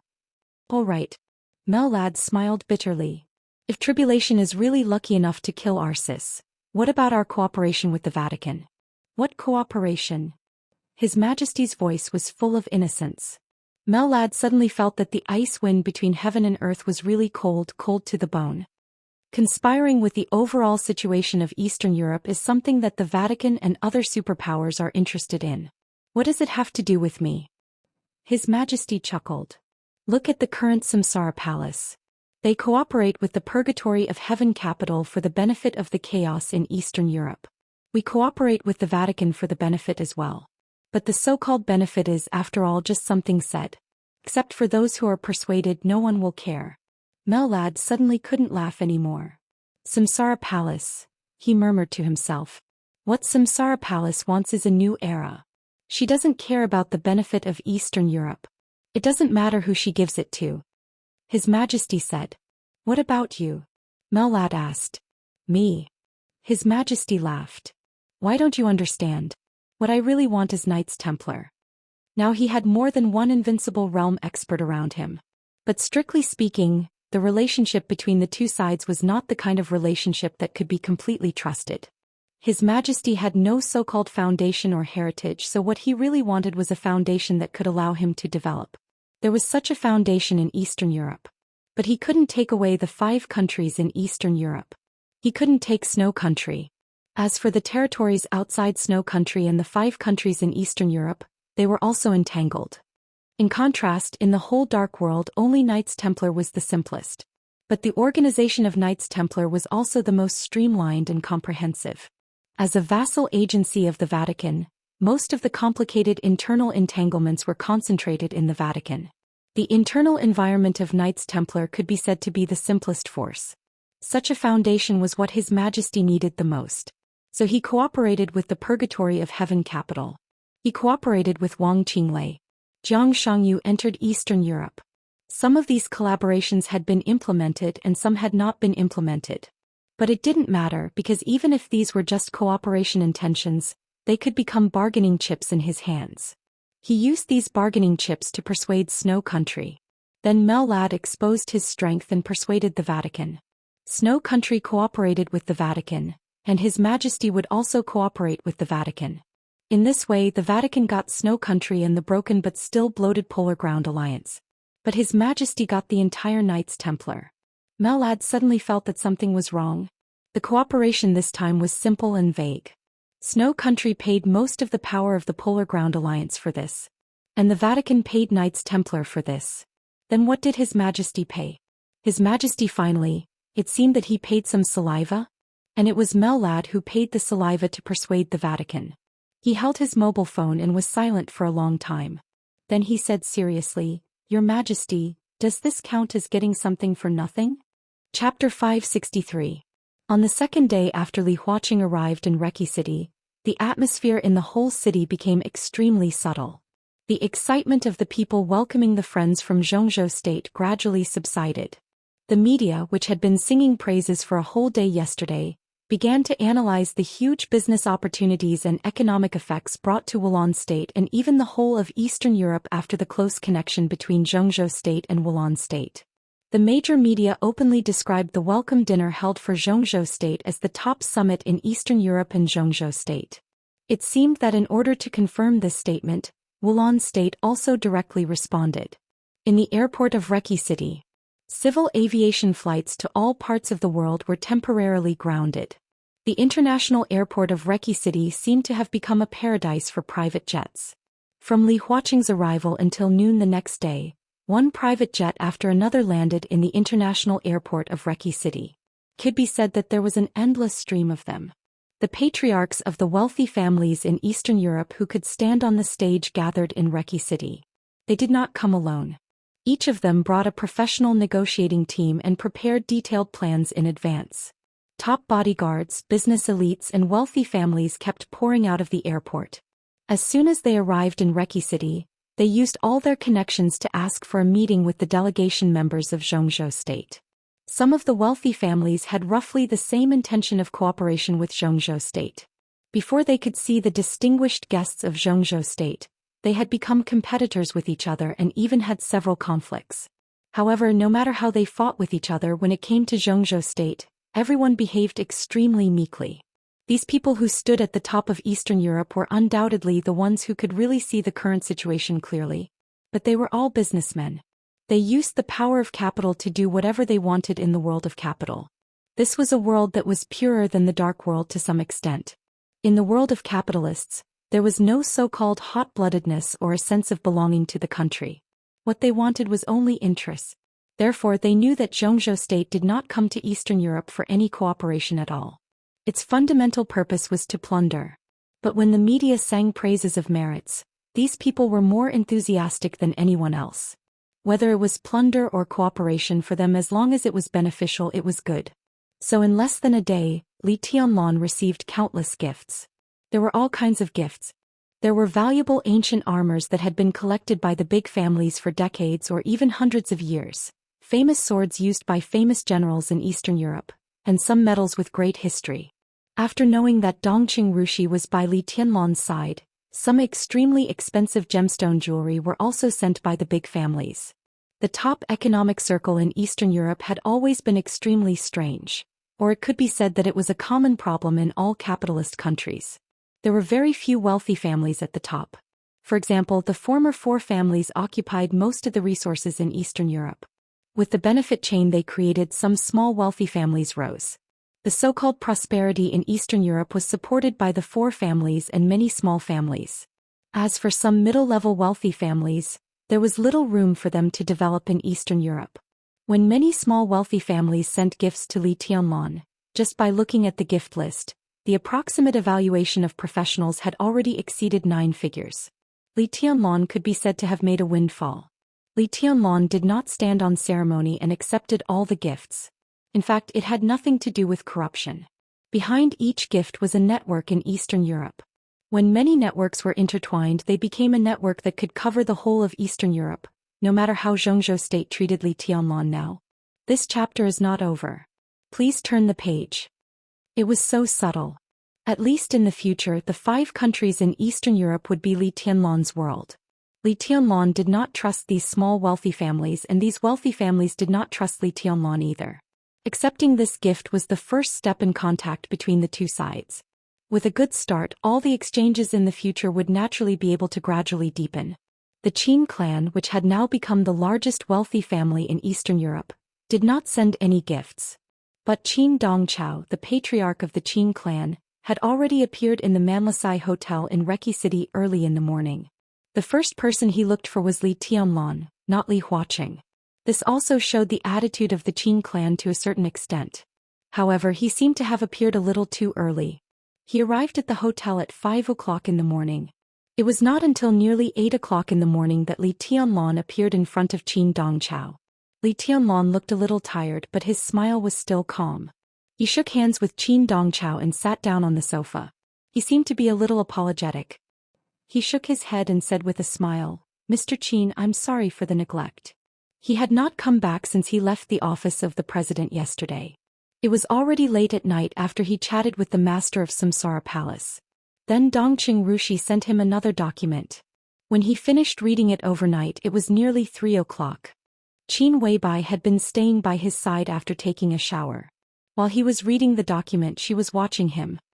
He could not let down the beautiful scenery and the beautiful woman on such a good day. Li Tianlan forced himself to read the document calmly and immediately turned into a beast. He held the delicate body that was enough to make the world crazy and tossed it until dawn. Even when Qin Dongchao had just arrived in Reki City, the last war between him and Qin Weibai had not ended. Li Tianlan received the call, but he was too lazy to move at that time. He slept for 2 hours in a daze. Finally, he struggled to get up and came to the Manlasai Hotel. "Your Highness is busy and has to take care of everything. I'm half the host. I'm a little ashamed that I didn't come until today." Qin Dongchao shook his head with a smile. "I'll remember the Lin clan's contribution this time. Mr. Qin, you and I don't need to be so polite." Li Tianlan laughed. Dongqing Rushi came over with 2 cups of tea. When she put the tea beside Li Tianlan, her delicate little nose twitched. The unfamiliar but unforgettable fragrance entered her nostrils. Dongqing Rushi glanced at Li Tianlan and pursed her lips. Li Tianlan was a little embarrassed. He coughed and said directly, "Mr. Qin, did you come here today for tonight's dinner?" "Of course," Qin Dongchao said with a smile. This patriarch of a wealthy family who was deeply rooted in Eastern Europe beyond everyone's imagination, was in his 50s. Although he was still handsome, his face actually looked a little old. But his eyes were extremely deep and his behavior was meticulous. His every move was full of energy with a kind of power of a high position. He was steady but extremely domineering. "This is only part of the reason, and it's not even the main reason," Qin Dongchao said softly. "The Qin clan cooperates with your highness. I believe that no matter what, your highness will never treat your friends badly." This was not a retreat for the sake of advancing, but a real serious explanation. Tonight's dinner in Reki City, to some extent, was the beginning of Zhou state's division of the interests of the 5 Eastern European countries. All the interests of the 5 Eastern European countries would be held in the hands of Zhou state. Zhou state would use these interests to cooperate with the local wealthy families in Eastern Europe, digest them and then tie them to their own chariots. This was a banquet crazy and unimaginable. When the cooperation between Zhou state and many wealthy families gradually deepened, and after completely squeezing the interests of the 5 Eastern European countries, Zhou state would also start from each wealthy family to conquer, plunder, and squeeze the interests of other Eastern European countries besides the 5 Eastern European countries. These patriarchs of the wealthy families might not be able to see this, but sadly no one cared about it at all. As Li Tianlan's staunchest ally, the weight of the Qin clan could not be overstated. Qin Dongchao did not have to come to such a dinner. If he really came here because of the dinner, it not only showed that he did not trust Li Tianlan, but also showed that he was narrow-minded and wanted to make people laugh. The main reason I came here today is to meet your highness. In addition, I am also very interested in some things in your highness's hands. I don't know if your highness can part with them. Qin Dongchao said tentatively. What things? Li Tianlan felt a little strange. I heard that your highness received a lot of gifts yesterday. I think if those small families are not stupid, they should all know that giving gifts is just the beginning. Since your highness has accepted them, you naturally have to wait for their further expressions. So if there is no accident, soon the real sincerity of each family should arrive. And what the Qin clan wants is this sincerity. Even a part of it is good. Qin Dongchao said quietly. At this moment he did not give people the feeling of shrewdness but wisdom. Li Tianlan narrowed his eyes slightly and felt a little emotional. In fact, Qin Dongchao was still wrong about one thing. The sincerity of each family was not about to arrive. Some of the families who reacted quickly had already sent their sincerity to Li Tianlan as soon as he received the gifts. This so-called sincerity was simple and shocking. Within one day, at least 20 small families wanted to cooperate with Li Tianlan and were willing to sell a part of their family's core business shares at a low price. The highest one was even willing to sell 45% of its shares to Li Tianlan, and all of them were at a low price. They invited Li Tianlan to jointly develop their family's current core business. No matter how small a wealthy family was, it was still a wealthy family. The core business of these wealthy families was equivalent to some core businesses of the whole of Eastern Europe. This was the information that Li Tianlan saw last night. It could be foreseen that this part of the wealthy families who reacted quickly at present was only the first batch. Perhaps in the afternoon, perhaps in the evening, perhaps in understanding, more and more wealthy families would continuously throw out their core businesses and invite Li Tianlan to jointly develop them. Li Tianlan could not give up these things. They could even be said to be his most important bargaining chip in Eastern Europe. As long as he took over the core businesses of these families, Li Tianlan would be equivalent to holding the core of the whole of Eastern Europe, which was a huge and unimaginable benefit. The only bad thing was that if he wanted to get such benefits he needed to invest as much in the early stage. No one denied that this was a good thing. Li Tianlan's vision was not shallow enough. He really wanted to eat this big cake. The wealthy families sent their core businesses to him and he really wanted to take them all. There was no hesitation, no problem. But the problem was, he had no money. End of this chapter. Bookmark for easy reading. Chapter 564. Money was not everything. But it was impossible to do without money.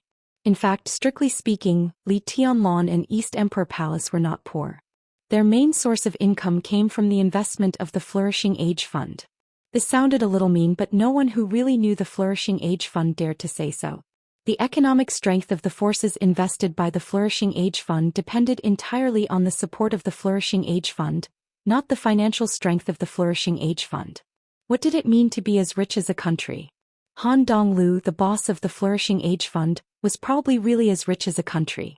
For him, the so-called money was really just a string of numbers. When he was so rich, no matter how long the string of numbers was, it was even meaningless. Li Tianlan had received 2 investments from the Flourishing Age Fund for the establishment of East Emperor Palace. The first investment was the so-called small amount, then the second investment of tens of billions of yuan was enough to be a real big amount. Moreover, the money had been in the account before Li Tianlan came to Eastern Europe. It was in the hands of Ning Qianqing and he took it to Tiannan. It was not a small sum of money anywhere. It was just that Li Tianlan wanted too much. The core business of any wealthy family in Eastern Europe, even if it was just a small share, could not be bought with tens of billions of capital under normal circumstances.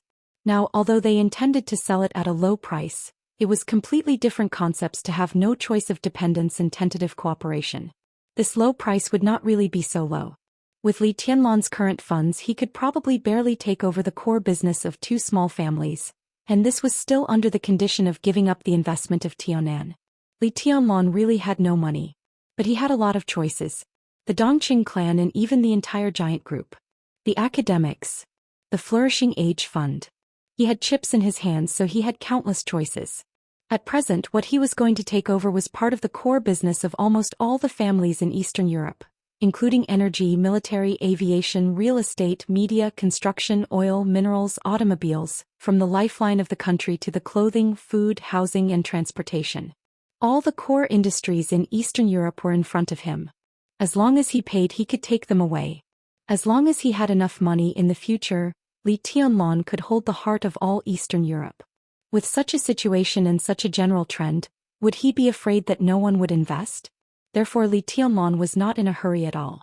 He was not in a hurry to call Han Donglu to ask for additional investment. On the contrary, he was still waiting for calls from the Flourishing Age Fund and many others. Now the news had only spread for a day and the Qin clan came knocking on their door. 3 days later. 5 days later. More and more people would come to Li Tianlan for cooperation. This was a real big business.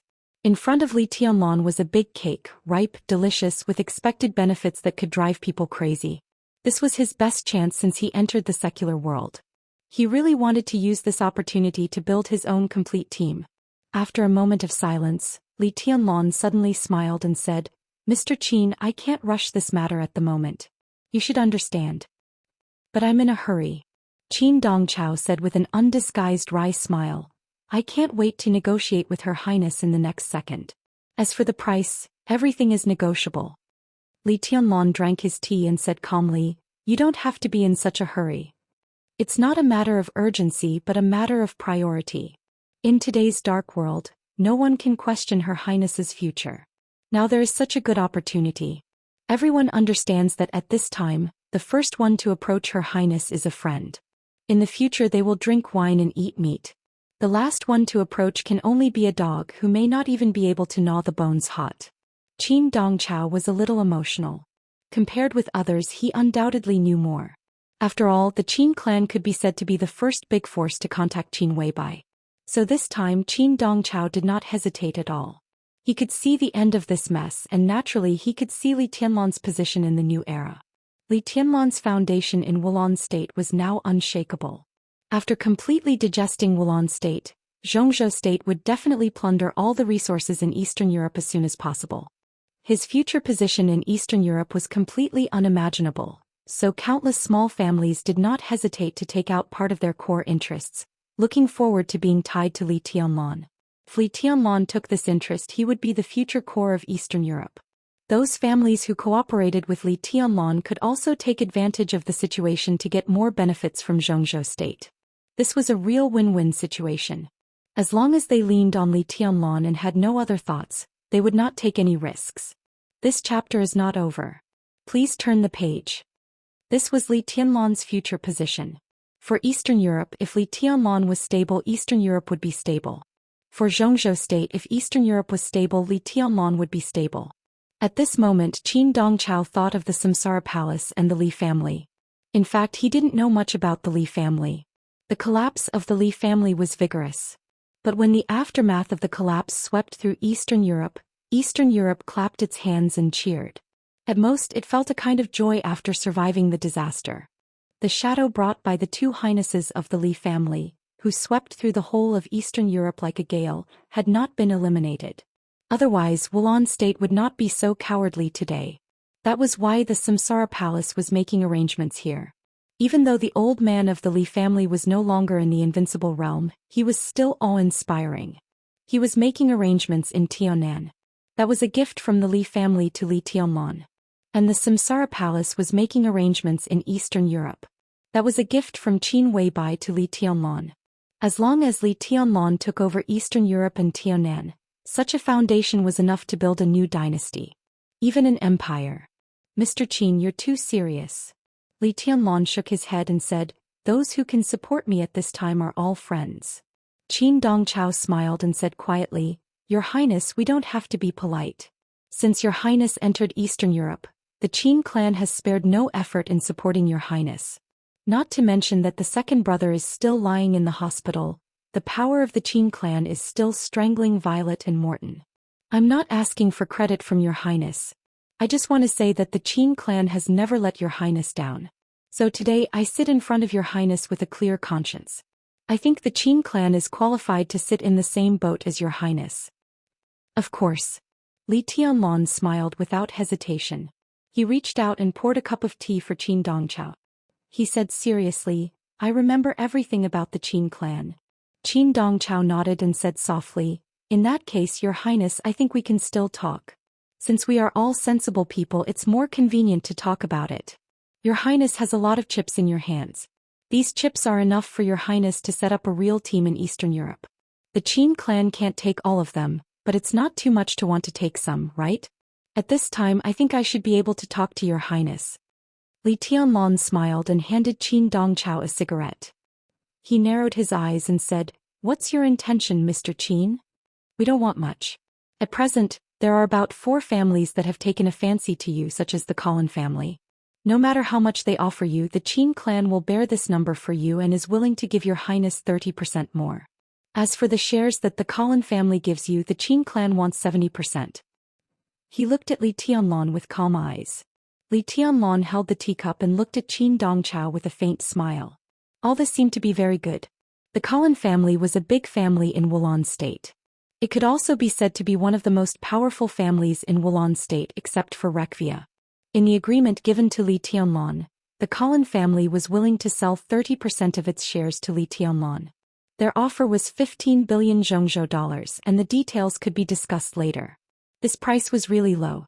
If it was on a normal day, it was hard to say how many shares the Colin family could buy with 15 billion Zhongzhou dollars. In fact, the Colin family would not sell at all.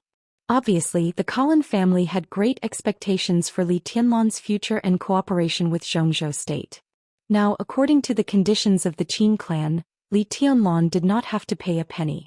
The Qin clan would pay the money and give him 30% more. What they wanted was only 70% of the 30% shares. If Li Tianlong operated well, it was equivalent to getting 10% of the Colin family's shares for nothing. Sounded like a bargain. But in fact, the Qin clan was mercilessly demanding an exorbitant price. Even if Li Tianlong did not pay, his status was there. If he wanted to find someone to pay for him, many people would be willing. After all, this was the core interest of countless core areas in Eastern Europe. Without Li Tianlong, the Colin family would not sell these things even if they were beaten to death. When the Qin clan gave money, they wanted to swallow 70% of Li Tianlong's interests. It was a beautiful dream, but how was it possible? However, Li Tianlong was not angry at what Qin Dongchao had done. This was the attitude that a patriarch of a wealthy family should have. Friendship was friendship, but business was business. Li Tianlong suddenly had a mischievous idea. Qin Dongchao wanted 70% of the shares. Li Tianlong simply wanted to be more outrageous. He wanted to say that he would only be given 10%. That was what he thought. Just as he was about to speak, the door of the living room was pushed open from the outside. A somewhat familiar voice sounded outside. Does he live here? I don't think so. We should consider investing in Reki City. This chapter is not over. Please turn the page. A hotel. Qin Dongchao and Li Tianlong looked at each other and looked back at the same time. In their sight, Dongqing Rushi came in with a man and a woman. They looked like a father and a daughter. Walking in the front was a thin middle-aged man. He looked around with his hands behind his back and his eyes were deep and calm. Qin Dongchao's face was gloomy. His heart also sank slightly. The middle-aged man nodded to Qin Dongchao as a greeting, and then looked at Li Tianlong with a smile. What are you talking about? What are you doing here? Before Li Tianlong could speak, Qin Dongchao had already asked coldly. The middle-aged man was stunned, and then he couldn't help laughing. What do you mean, old Qin? You know that there is business here. I'm not stupid. How can I not know? Li Tianlong looked at the middle-aged man who came in and his eyes lit up slightly. Then he looked at Qin Dongchao and saw a touch of helplessness and embarrassment in his eyes. Old Han is here. Sit down. Xinyan, sit down too. Rushi, go make tea. Li Tianlong stood up, full of enthusiasm. Not to mention Qin Dongchao, even if this father and daughter faced all the economic giants in terms of wealth, they could not be at a disadvantage. Han Donglu, the boss of the Flourishing Age Fund in Zhongzhou State. And his daughter Han Xinyan. Li Tianlong and Han Donglu were not familiar with each other, but he called Han Donglu and Xinyan very naturally, which showed that they were very familiar with each other. Han Xinyan's body trembled slightly. In a trance, she seemed to see Li Tianlong raising the butcher's knife and slaughtering the entire Qin clan. Han Donglu sat down on the sofa and looked at Qin Dongchao, whose face was gloomy. Then he smiled and said, "It seems that I came at the wrong time." Qin Dongchao snorted coldly and said nothing with a sullen face. It was not his fault that he had no tolerance. The Flourishing Age Fund had just swept Eastern Europe more than a month ago. At that time it was the time when the chaos of the Dark World swept toward Eastern Europe. An oligarch family in Snow Country was destroyed. In an instant, all financial funds were like sharks that smelled blood. The Flourishing Age Fund cooperated with the Wang family of Beihai as soon as possible, and a large amount of funds rushed into Eastern Europe. On the same day, financial giants all over the world heard the news, and the unimaginably strong funds instantly broke the financial order of Eastern Europe. Eastern European currencies rose and fell. In just a few days, the Flourishing Age Fund had taken away a lot of wealth from Eastern Europe, and part of this wealth must belong to the Qin clan. The Flourishing Age Fund had grown to the extent that everyone hated it but also feared it. Many people hoped to cooperate with the Flourishing Age Fund to plunder the wealth of other countries, but they were also wary of the Flourishing Age Fund attacking them as if they were facing a formidable enemy. Such a notorious financial fund, wherever its boss appeared, as long as it was not for cooperation, he would most likely be boycotted by all the wealthy patriarchs in the country. "You came at the right time." Li Tianlong suddenly laughed. "Old Han, I recently have more core shares of some Eastern European families such as the Collin family. I was just talking to Mr. Qin about this issue. He intends to give me 30% more funds and take away 70% of the shares of the Collin family that belong to me. We are still talking about it." Qin Dongchao glanced at Li Tianlong expressionlessly. Li Tianlong smiled brightly. Qin Dongchao smiled bitterly in his heart and did not speak. "Give him 30% more. But 70% of the shares?" Han Donglu glanced at Qin Dongchao and said with a smile, "The surname of the Qin clan shouldn't be Qin. It should be He." Qin Dongchao was furious and said with a black face, "What do you mean? I brought the most professional analysis team of the Qin clan. Come on, as if everyone has a few analysis teams. When it comes to this kind of team, our Flourishing Age Fund can be said to be the top." Han Donglu smiled. "The Collin family?" He thought for a moment. "Ah, the one in the military industry in Reki City? It just so happens that I'm also interested in this family. Pilon, why don't you listen to my offer?" Han Donglu said with a smile. Li Tianlong nodded and did not say anything. "Well, I'll pay the same amount as old Qin. As for the shares," Han Donglu looked at Li Tianlong. There was a flash of complexity in his eyes. He said, "I want 10%. How about it?" Puff. Li Tianlong sprayed the tea he had just drunk onto Qin Dongchao. Qin Dongchao seemed to be unaware of it. He was stunned for a while before he suddenly stood up and said, "Are you King crazy?" "That's it." Han Donglu waved his hand lightly. "I've prepared the contract. I can sign it at any time." End of this chapter. Bookmark for easier reading. Chapter 565. For a moment, Qin Dongchao even thought that the current situation was a trap set up by Li Tianlong and Han Donglu. They offered the same amount of money to buy 10% of the Collin family's shares. And this 10% was not 10% of the entire Collin family, but 10% given by the Collin family to Li Tianlong. In the Lin clan's estimation, the Collin family could at most give Li Tianlong 30% of the shares. 10% of the 30% was 3%. They used nearly 20 billion to buy this 3%. With their assets at this level, such an acquisition was no longer a question of value. Even if the 3% of the Collin family was really worth it, no one would buy it. A huge amount of money was thrown into it, and what they could get back was just some dispensable dividends. What was the use of this 3% for a small shareholder who didn't even have the daily decision-making power of the Collin family? No matter where this money was placed, it could generate more than this amount of income. But when Han Xinyan really took out the contract from the briefcase and handed the pen and paper to Li Tianlong, Qin Dongchao really realized how outrageous everything in front of him was. The contract was printed with the seal of the Flourishing Age Fund and Han Donglu's signature. That was to say, as long as Li Tianlong signed his name with the pen, the contract would take effect immediately and the deal would be over. How could this be? How could this be? Qin Dongchao's mouth kept trembling. As the boss of the Flourishing Age Fund, did he really have so much money that he didn't know how to spend it? This is 20 billion. Not 200 yuan. Even Li Tianlan was a little stunned. He subconsciously took the pen and paper handed over by Han Xinyan. For a moment he was a little hesitant, not knowing whether he should sign or not. He wanted to tell Qin Dongchao 10% of the shares before, but that was the attitude of the other party asking for a sky-high price. In fact, this 10% was as outrageous as the 70% that Qin Dongchao wanted. If he took a step back, there would be room everywhere. However, Han Donglu directly set the shares at 10%. Is he really crazy? Is it fun to throw money like this? Han Donglu, we are sitting here talking about business. Do you have to make things difficult for me? Qin Dongchao took a few deep breaths. This chapter is not over. Please turn the page. His tone became calm again. I'm happy to spend some money to discuss you, Han Donglu said with a smile. Qin Dongchao's eyes sharpened. When he was about to speak, Han Donglu waved his hand and said, well, I can't spend money casually. Everyone is the same. But Qin, you are really stingy. I said 10% of the shares of the Colin family is 10%, and I mean 10%. This is the sincerity of the shares of the Colin family. I mean 10% of the shares of the Colin family. This is the sincerity of the shares of the Colin. Li Tianlan glanced at Han Donglu with doubts in his eyes.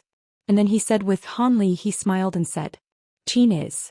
The Lu he didn't Qin Tianli. He Donglu. Qin Dongchao felt a little helpless. He was the first to talk to Li Tianlan about cooperation. He just wanted to get some benefits. In business he would not refuse to get more from Li Tianlan. He knew that 70% was a little outrageous, but the lowest expectation in his heart was about 30%. Moreover, Qin Dongchao was confident that if there was no accident, this price could be negotiated. But the accident happened. The Flourishing Age Fund, which could no longer be described as rich, intervened and became a sucker to show its so-called sincerity. In this way, if Qin Dongchao wanted to offer a high price, Li Tianlan would sign unless he was a fool. Mr. Qin, the Colin family doesn't care how many shareholders it has.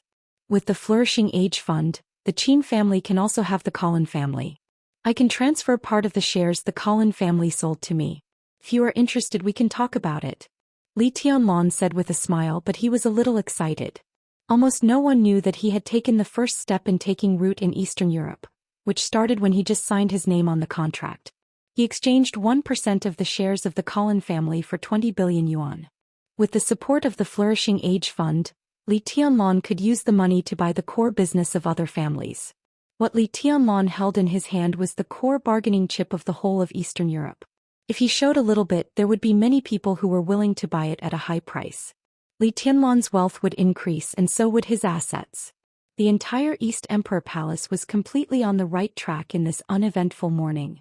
Qin, this chapter is not over. Please turn the page. Dongchao was silent for a while, then nodded and said, the Qin family will also show enough sincerity. I want 10% of the shares of the Colin family held by your highness. As for the price, it's the same as Han Donglu's. Li Tianlan nodded, asked Dongqing Rushi to take a document, and put it in front of Han Donglu and Qin Dongchao. This is the letter of intent of each family, including the number of shares they are willing to sell to me and the price. I believe this is only the first one. There should be new families joining in later. You too can choose something you are interested in. As for the price, I won't let you suffer a loss, but I won't suffer a loss myself. There's no need to read it. Han Donglu pushed the document to Qin Dongchao, looked at Li Tianlan and said with a smile, the Flourishing Age Fund wants a share of these businesses. I brought the professional team of the Flourishing Age Fund this time. You will receive the offer from the Flourishing Age Fund before tonight. Qin Dongchao's eyes twitched. He glanced at Han Donglu and said sarcastically, the Flourishing Age Fund is indeed the leading financial giant, but there are many industries in it. Han Donglu, aren't you afraid of choking to death? Industries? Han Donglu glanced at Qin Dongchao. For some reason, the patriarch of the Qin clan suddenly felt that the eyes of the financial giant in front of him became extremely strange for a moment. Then he shook his head with a smile and said softly, how can this be an industry? This is the whole of Eastern Europe. The business of the Flourishing Age Fund will expand to Eastern Europe recently, so I can buy as many of these things as Tianlan has. Money is not a problem. Li Tianlan laughed. His attitude was actually the same as Han Donglu's. When he was in control of Eastern Europe, he could have as many partners as Han Donglu. Projects and shares were not a problem. In the face of this once-in-a-lifetime opportunity, his ambition had been burning uncontrollably. He wanted to build a real empire based on Eastern Europe. The more people joined this feast, the more partners he would have and the more stable the empire would be. Today was only the first day. But the flourishing Age Fund and the Qin clan had joined in and become the giant pillars that could support his entire empire as stable as a rock. After the chaos in Eastern Europe, the new era had not yet arrived. But the empire belonging to Li Tianlan had already taken shape. End of this chapter. Bookmark for easy reading. Chapter 566. Everything was as Qin Dongchao and Han Donglu had expected. Just after noon, the number of people visiting Li Tianlan suddenly increased. The patriarchs of the wealthy and powerful families in various fields in Eastern Europe seemed to have made an appointment. They came one by one. For most of the afternoon, Li Tianlan was busy entertaining guests. No matter how arrogant Li Tianlan was, he would not neglect those who gave him money and power. These were the real distinguished guests, so his smile was always warm, kind, and extremely gentle. The people who came to visit at this time naturally knew the rules. Although they wanted to communicate with Li Tianlan more, they also knew that if they did not leave, they would not only offend those who were waiting to see Li Tianlan, but also offend Li Tianlan. Therefore, the patriarchs of the wealthy and powerful families were extremely happy. After putting the letter of intent in front of Li Tianlan, they went straight to the point. For Li Tianlan and the patriarchs of the wealthy and powerful families, cooperation was very necessary and irresistible. With this premise, it was easy and pleasant to talk about business. Although such cooperation was not finalized in a few words, the one who took the longest time only sat in front of Li Tianlan for less than 30 minutes. What surprised the patriarchs of the wealthy and powerful families the most was Li Tianlan's generosity. What each family brought this time was their core business. The number of shares they were willing to sell to Li Tianlan showed their sincerity. Naturally, no one was willing to give more, but no one dared to give less. Before they came, they were even prepared to be lowered by Li Tianlan. This was a very normal thing, but the most abnormal thing was that no matter how much they offered, Li Tianlan agreed without hesitation and stated that the funds would be in place in the near future. No matter what level the business was at, such a straightforward man was rare. When the patriarchs of the wealthy and powerful families left, they were satisfied and had great expectations for future cooperation. The continuous reception officially ended at 4 o'clock in the afternoon. It was still raining in Reki City and the sky was gradually dimming. The light was on in the study. Li Tianlan held a letter of intent and looked at it carefully. In front of him there was a thick pile of letters of intent from each family. Li Tianlan looked at the letter of intent in front of him, his eyes filled with satisfaction. He didn't care about the price at all. Anyway, he had no money. No matter how much the other party offered, he couldn't afford it. However, with this letter of intent in his hand, a large number of people couldn't wait to pay for him. In this way, lowering the price became meaningless. What Li Tianlan needed to do was very simple. Sign, take the money, pay, and then sit back and wait for the money. It was a pleasure working with you. It seems that people from Zhongzhou State should be transferred here to deal with these things. Li Tianlan put the letter of intent aside and sighed with emotion. Tribulation was in charge of the Snowdance Corps, so there was no need to worry. But he couldn't count on the iron-blooded soldiers of the Snowdance Corps for the cooperation at present. It involved dozens of wealthy families and countless core businesses, and the funds involved were unimaginable. In this kind of cooperation, both the investment and the income every day were enough to drive people crazy. Li Tianlan knew himself well. At least he couldn't handle these businesses with ease. Moreover, among the people he knew, there didn't seem to be any talent in this field. Except for Qin Weibai. Li Tianlan was silent for a while. I'll call my family and ask them to send someone over. Dongqing Rushi, who was accompanying Li Tianlan, said. Li Tianlan was stunned. Dongqing Rushi misunderstood him and said, "Don't you trust us?" "No, it's just that I didn't expect the Dongqing clan to have such a talent. Even if there is, it won't be easy to transfer them over, will it?" Li Tianlan laughed. "I'll figure it out." Dongqing Rushi was full of confidence. She paused and continued, "Han Xinyan can also help. You tell Han Donglu and he will agree." Li Tianlan nodded. It was such a big cooperation. No matter how ambitious Han Donglu was, he couldn't let go completely. If Han Xinyan stayed, she could not only help but also reassure the flourishing age fund. Li Tianlan reached out and pinched Dongqing Rushi's nose. When he was about to speak, the phone suddenly rang. It was Qin Weibai's phone call. Li Tianlan picked up the phone and said with a chuckle, "You're up?" On the other side of the phone, Qin Weibai. "This chapter is not over. Please turn the page." After a pause, she snorted with dissatisfaction and said with hatred, "You're not satisfied that I'm not tortured to death by you, are you?" Li Tianlan laughed, and his eyes inadvertently met Dongqing Rushi's. Dongqing Rushi's eyes were clear and her face was innocent. Li Tianlan subconsciously stopped smiling and coughed. "Where are you?" Qin Weibai asked softly. "Still in the hotel." Li Tianlan patted the letter of intent beside him and said, "I dealt with some things." Qin Weibai was silent for a few seconds and then said softly, "I'm leaving." Li Tianlan paused and looked up at his watch. "Mormons?" "Yes. I'll see you off." Li Tianlan stood up without hesitation and hung up the phone directly. "Wait for me." Dongqing Rushi stood up and took a coat from the hanger. Li Tianlan hesitated, held her hand and said, "Little Bai is here but she's leaving soon. Come with me to see her off." "A sister?" Dongqing Rushi said and looked at Li Tianlan. "Were you with my sister last night?" There was no jealousy in her tone, only curiosity. But for some reason Li Tianlan suddenly felt a little guilty. He said vaguely, found a coat for Dongqing Rushi and put it on. "Let's go. I'll find someone to prepare the car." Because the distance between the two hotels was not far, it took Li Tianlan only 10 minutes to get to the hotel where Qin Weibai was. In the hotel room, Master of Samsara Palace was still sitting in front of the windowsill, looking at the wind and rain outside. Flaming Fire was sitting in the living room and drinking tea. The sound of a hairdryer was heard in the bathroom. Qin Weibai, in a white bathrobe, had just taken a shower. Her hair was wet and she was standing in front of the mirror to dry her hair. Seeing him come in, Master of Samsara Palace turned around and nodded as a greeting. Flaming Fire didn't even raise her head. Li Tianlan glanced at her and ignored her. He just looked at Qin Weibai standing in front of the mirror and said, "Why are you in such a hurry?" "Something came up and I have to deal with it." Qin Weibai sighed softly. She had promised Li Tianlan to attend the dinner tonight. She put down the hairdryer and walked out, sounding a little regretful. "Sister." Dongqing Rushi stood beside Li Tianlan and called. Qin Weibai was stunned for a moment, then smiled and touched Rushi's hair, saying softly, "Come in and sit down. Let me introduce you." Qin Weibai walked into the living room with Dongqing Rushi and said softly, "This is Dongqing Rushi." Master of Samsara Palace interrupted Qin Weibai. She glanced at Qin Weibai with calm eyes. "I know her."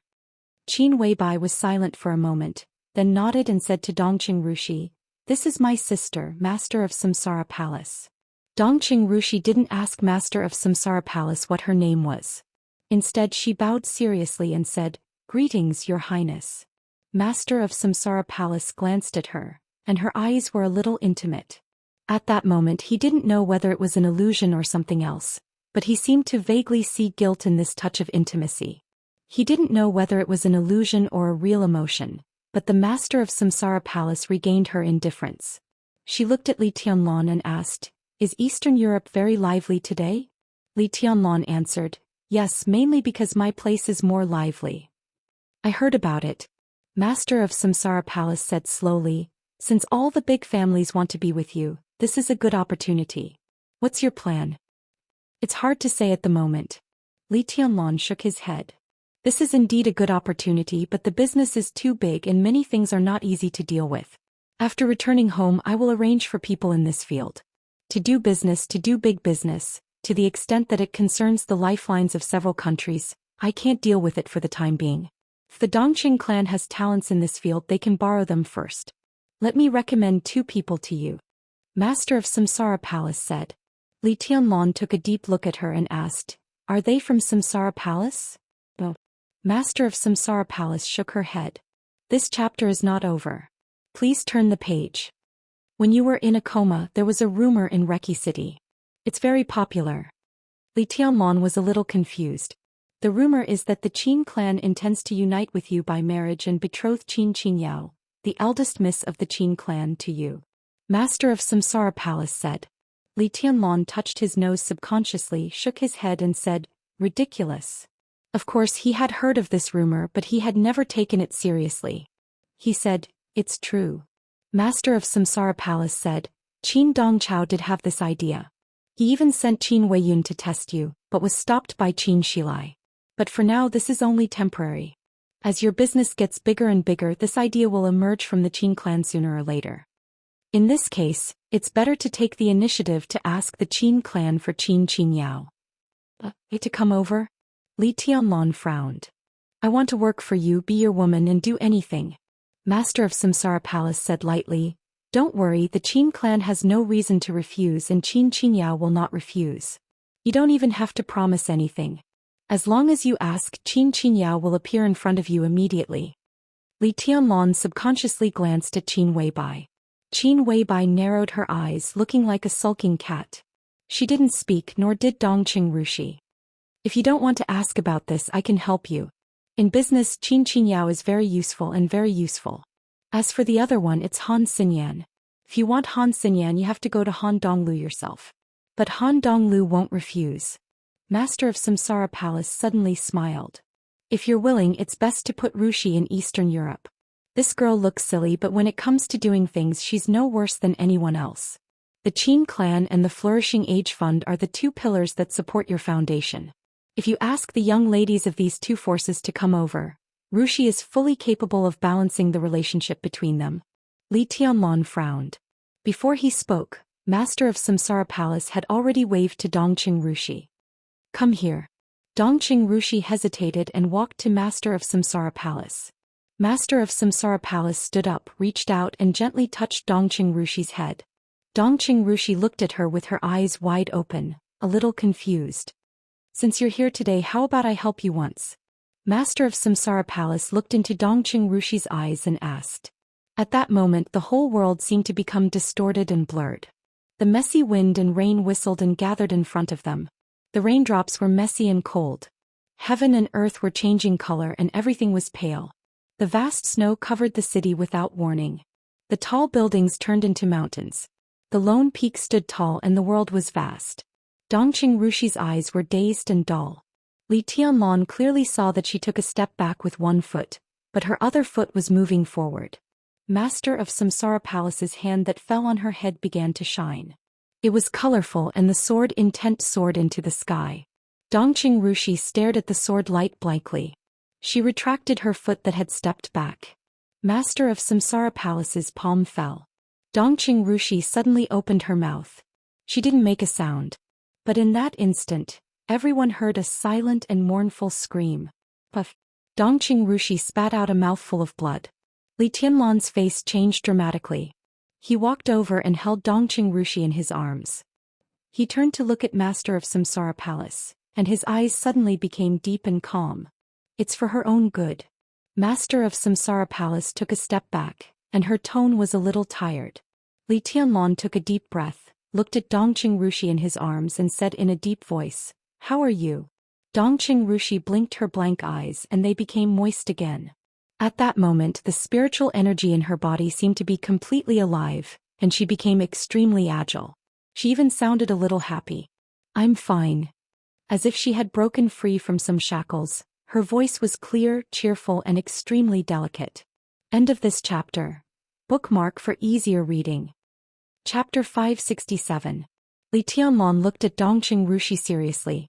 The scene in front of him seemed to be beyond his understanding, but vaguely he seemed to catch something. It was so vague that he was at a loss. After vomiting blood, Dongqing Rushi's breath was still stable. She seemed to have no injury, but her spirit became a little sluggish after the initial excitement. She leaned in Li Tianlan's arms, reached out her hand and grabbed his ear. She murmured, "I'm so sleepy. I want to sleep." "Go to my room." Qin Weibai said softly, "It's open until tomorrow. She can have a good sleep." Li Tianlan glanced at Qin Weibai, nodded and carried Dongqing Rushi. Her room was open until tomorrow. Did it mean that she had known that Dongqing Rushi would come? She had prepared for everything in front of her. He carried Dongqing Rushi to Qin Weibai's room. When he put her on the bed, Dongqing Rushi, who couldn't open her eyes, had fallen asleep. Li Tianlan looked at Dongqing Rushi, who was sleeping sweetly on the bed, and was silent for a long time. He could feel that Dongqing Rushi wasn't hurt, but he could also feel her weakness. That kind of weakness wasn't because of her body, but because of the exhaustion of her willpower. As a result, Dongqing Rushi's realm directly regressed 1,000 miles. Perhaps no one had noticed that there was a genius among the younger generation of Zhongzhou state. That was Dongqing Rushi. She had been very close to the half-step invincible realm, but she looked too soft beside Li Tianlan, so people always subconsciously ignored her. But her previous realm had always been there. If they really fought against each other, no one dared to underestimate her. But now, in the blink of an eye, Dongqing Rushi's realm had slipped from the half-step invincible realm to the peak of the thunder-shocking realm, and then her breath became stable again. Li Tianlan slowly turned his head. Qin Weibai stood quietly beside him, also looking at Dongqing Rushi, who was sleeping. Her eyes were a little complicated and she was in a trance. "What the hell is going on?" Li Tianlan asked, and his voice was calm. "This is indeed for her own good. No one wants to harm her, but in her current state, there is no good opportunity and no one can help her. When she is by your side, her heart is the most relaxed, and it is also the time when her instincts are the most relaxed. Moreover, during this period of time her condition is very good, so sister took the risk to help." Qin Weibai paused and continued, "The result is not perfect, but it's not bad." Li Tianlan nodded and said directly, "I don't understand." Qin Weibai hesitated and said softly, "Rushi Tianlan." Li Tianlan took a deep breath. He didn't want to lose his temper with Qin Weibai, but now he was really a little annoyed. First, it was because Dongqing Rushi's realm had regressed. Second, it was because of the negative emotions brought about by things that were beyond his control. He, who had become more and more used to controlling everything, especially disliked this feeling. He took out a cigarette, lit it, and took a deep puff. Her mental state is extremely poor now. Her injuries are not only physical, but sometimes mental injuries are even more serious. Her mental strength is at most half of her normal state. That's half. Qin Weibai said, "Rushi's normal state has always been abnormal. Now she is really normal." She looked at Li Tianlan with gentle eyes and said quietly, "Have you forgotten Dongqing Yueshan?" It was as if someone had poured a bucket of cold water on his head in the dead of winter. Li Tianlan's body shuddered violently and he could no longer speak. He had indeed forgotten. From Zhongzhou state to Eastern Europe, and then he and Dongqing Rushi were lying in the same bed. Li Tianlan couldn't remember how long it had been since he last saw Dongqing Yueshan's personality. In front of him, it had always been Dongqing Rushi, lively, obedient, well-behaved and charming. The sharp personality that belonged to Dongqing Yueshan had never appeared from beginning to end. Rushi has two personalities. Dongqing Yueshan's personality is very independent, and she is also very aggressive. Silly Tianlan, that personality is not like this. She may not have any good intentions towards you. Just now, when my sister attacked, she directly crushed Dongqing Yueshan in the spiritual field and severely injured her personality in an instant. Although that personality has not completely disappeared, it is destined not to appear for a long time. Without the support of this personality, Rushi will naturally be weak. But now Rushi is simply her. At this moment, Li Tianlan suddenly thought of a scene from a long time ago. It was the final battle of Heaven Capital more than 3 years ago. Before the final battle, on the night when they were investigating in Chongdao, Dongqing Rushi's blade was indeed very close to his body at a certain moment. But it was stopped by Du Hanin that time. After such a long time, Li Tianlan had long understood that it was Dongqing Yueshan who pretended to be Dongqing Rushi's personality at that time. If Du Hanin hadn't taken action in time, it was hard to say what would have happened to Li Tianlan, who was completely defenseless against Dongqing Yueshan.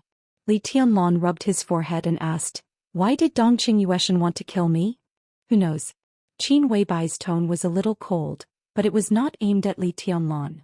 It's not surprising that this kind of distorted personality can do anything. Now, although my sister has hurt her badly, she hasn't completely destroyed her. Sooner or later she will appear again. We have to find a chance to make her disappear completely. Li Tianlan smoked for a long time and then said slowly, "I'll pay attention." Qin Weibai said no more. She took Li Tianlan's palm and said softly, "It's safe here. Let her sleep. Let's go next door." I have something to give you. Li Tianlong silently turned around and closed the door. In the suite next door, Flaming Fire was not drinking tea. The master of Samsara Palace had stood up and was ready to leave at any time. Li Tianlong looked at her back and his heart became more and more complicated. He took the initiative to say, if there's anything I can help Mormons with, just tell me. I'll do my best. Even those who didn't know about the dark world could understand the power of doing his best at this time. That was all the overt and covert forces of the Snowdance Corps, countless wealthy families in Eastern Europe, and even the entire giant group of Zhengzhou State Sai City and the Li family. This was Li Tianlong's full effort. No need. The master of Samsara Palace turned to look at Li Tianlong. After a long time she shook her head and said, I can handle it. After a pause she continued, besides, it's my battlefield. Li Tianlong shook his head and said blandly, in my opinion, there's no need for this so-called battlefield to exist. It doesn't make sense to say this. The master of Samsara Palace laughed. Everything has started. It's too late. It's too late to say anything. The sky was completely dark. The strong wind and heavy rain fell from behind her. All the stories in this era and all the grievances should be put to an end by someone. The master of Samsara Palace said softly, the former chosen one will become a thing of the past and the new chosen one has risen. Do you remember what I said? Don't let yourself down in anything in the world. Don't let yourself down and don't let him down. I once ended the era of the chosen one. Now I'm opening a new era for the new chosen one. The master of Samsara Palace's smile was light and emotionless. My whole life. Her voice gradually deepened. My whole life. There seemed to be a huge weight stuck in Li Tianlong's throat. He stared at the master of Samsara Palace in a daze and couldn't say a word. The master of Samsara Palace took a deep breath and took a notebook with a blue cover. She said softly, this is for you.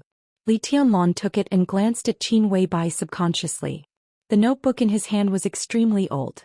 It seemed to be the one that Qin Weibai had held before. Whether the content was the same or not, at least it was the same from the outside.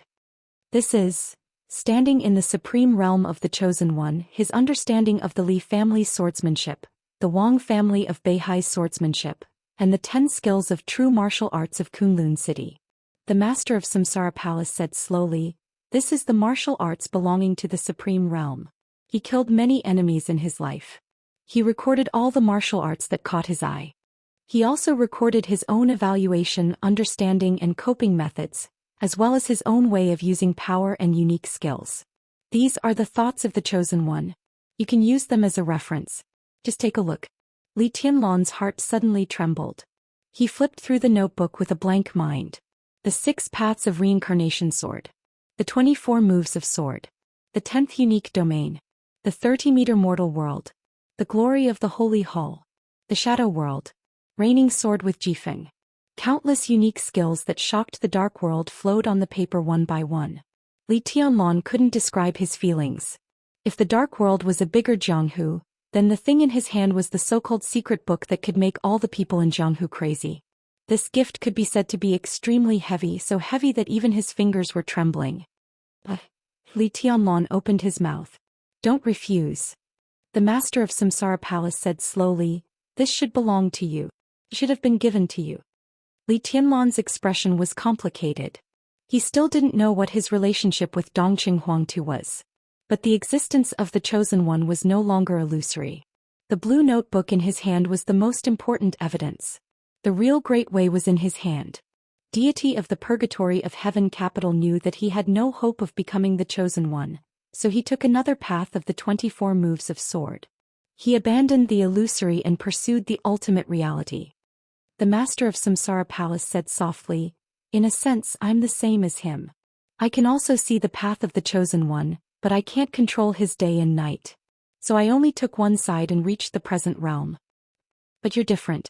I hope you can follow the path he took and finally embark on a path that really belongs to you. Li Tianlong held the notebook and pondered for a long time. Then he said blandly, day and night, reality and illusion. The master of Samsara Palace nodded. Perfect. Li Tianlong laughed.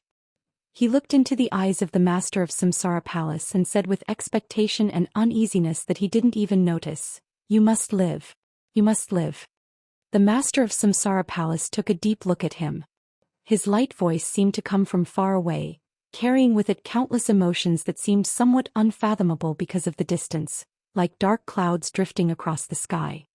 "I'm leaving," she said. Chapter 568.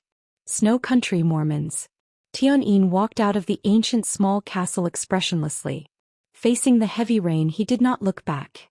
Deity looked at his back quietly, and his aura became more and more real. Since about half a year ago, every time the two met, they parted on bad terms. They had saved each other's lives more than once. They had gone through thick and thin together and fought side by side, but neither of them could persuade each other.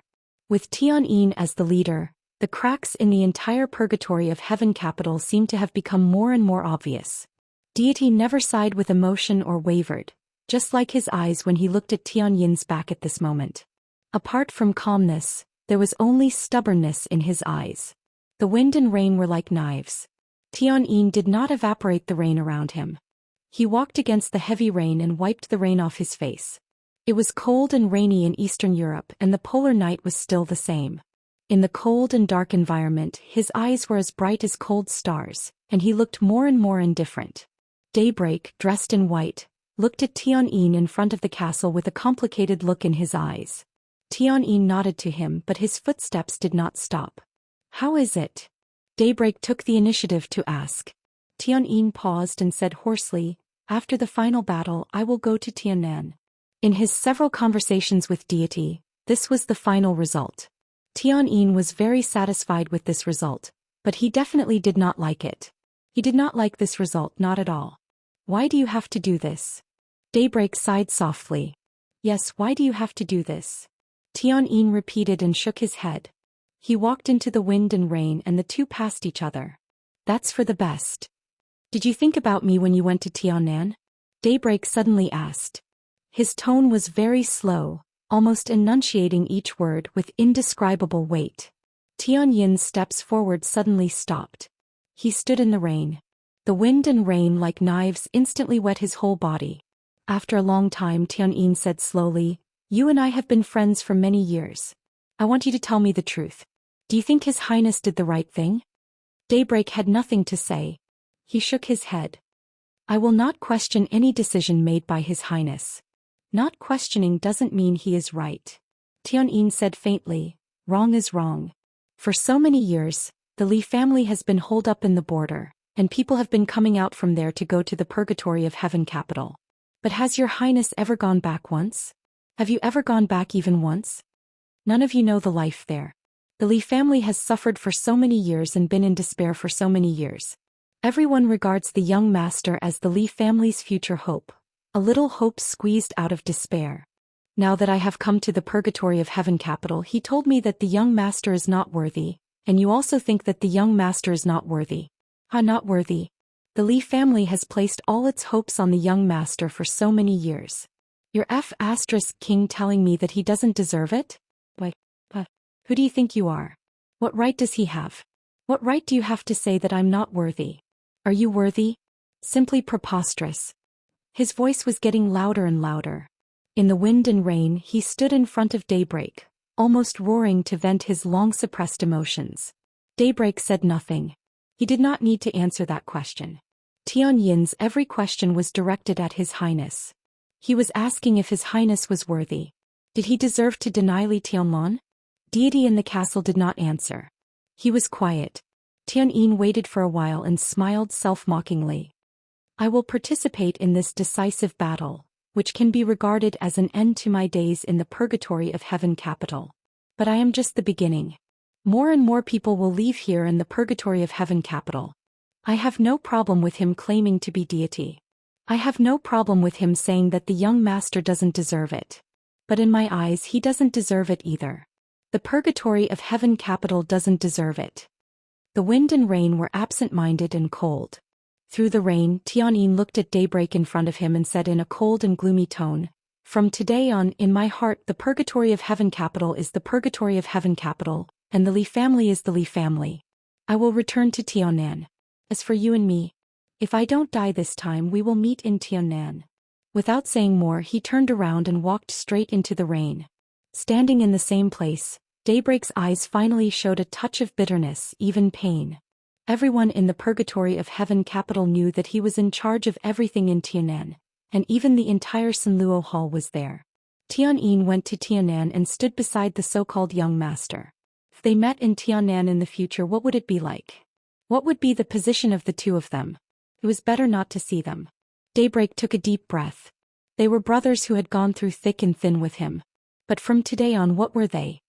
I will break through to the invincible realm in the near future. It's better not to see each other in the future. Daybreak's deep voice sounded and fell into Tianyin's ears from all directions. He was the second expert in the purgatory of heaven capital except for deity. He had the real combat capability of the invincible realm.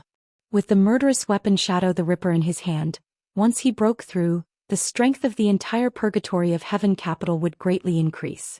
Tianyin's footsteps paused, but he did not stop. In the dark world, there were very few experts who broke through to the invincible realm after the age of 40. For martial arts, 40 years old was a person's peak period, but it was also the period when one began to go downhill from the peak.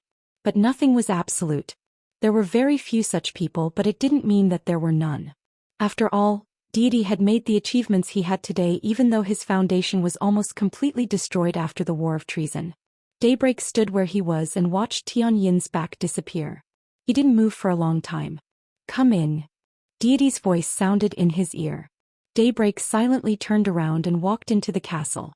Deity stood alone in the hall of the castle, admiring a medieval armor placed in the hall. Hearing Daybreak's footsteps, he shook his head slightly. It's useless, he said. We all know him very well. We were able to walk together because we were like-minded. Now we have different paths and can't work together. Let him go. Do you think Tianyin is wrong? Daybreak asked after a moment of silence. Wrong? Deity smiled. We are not children anymore. How can there be right or wrong in everything in the world? There is no right or wrong in the world, but we do. Daybreak's voice trembled a little. We are on the same side. Deity was silent for a moment and said blandly, we used to be. But not anymore. He stretched out his hand and flicked the armor in front of him. The crisp sound of the collision spread throughout the castle, like the sound of a sword. Don't think too much.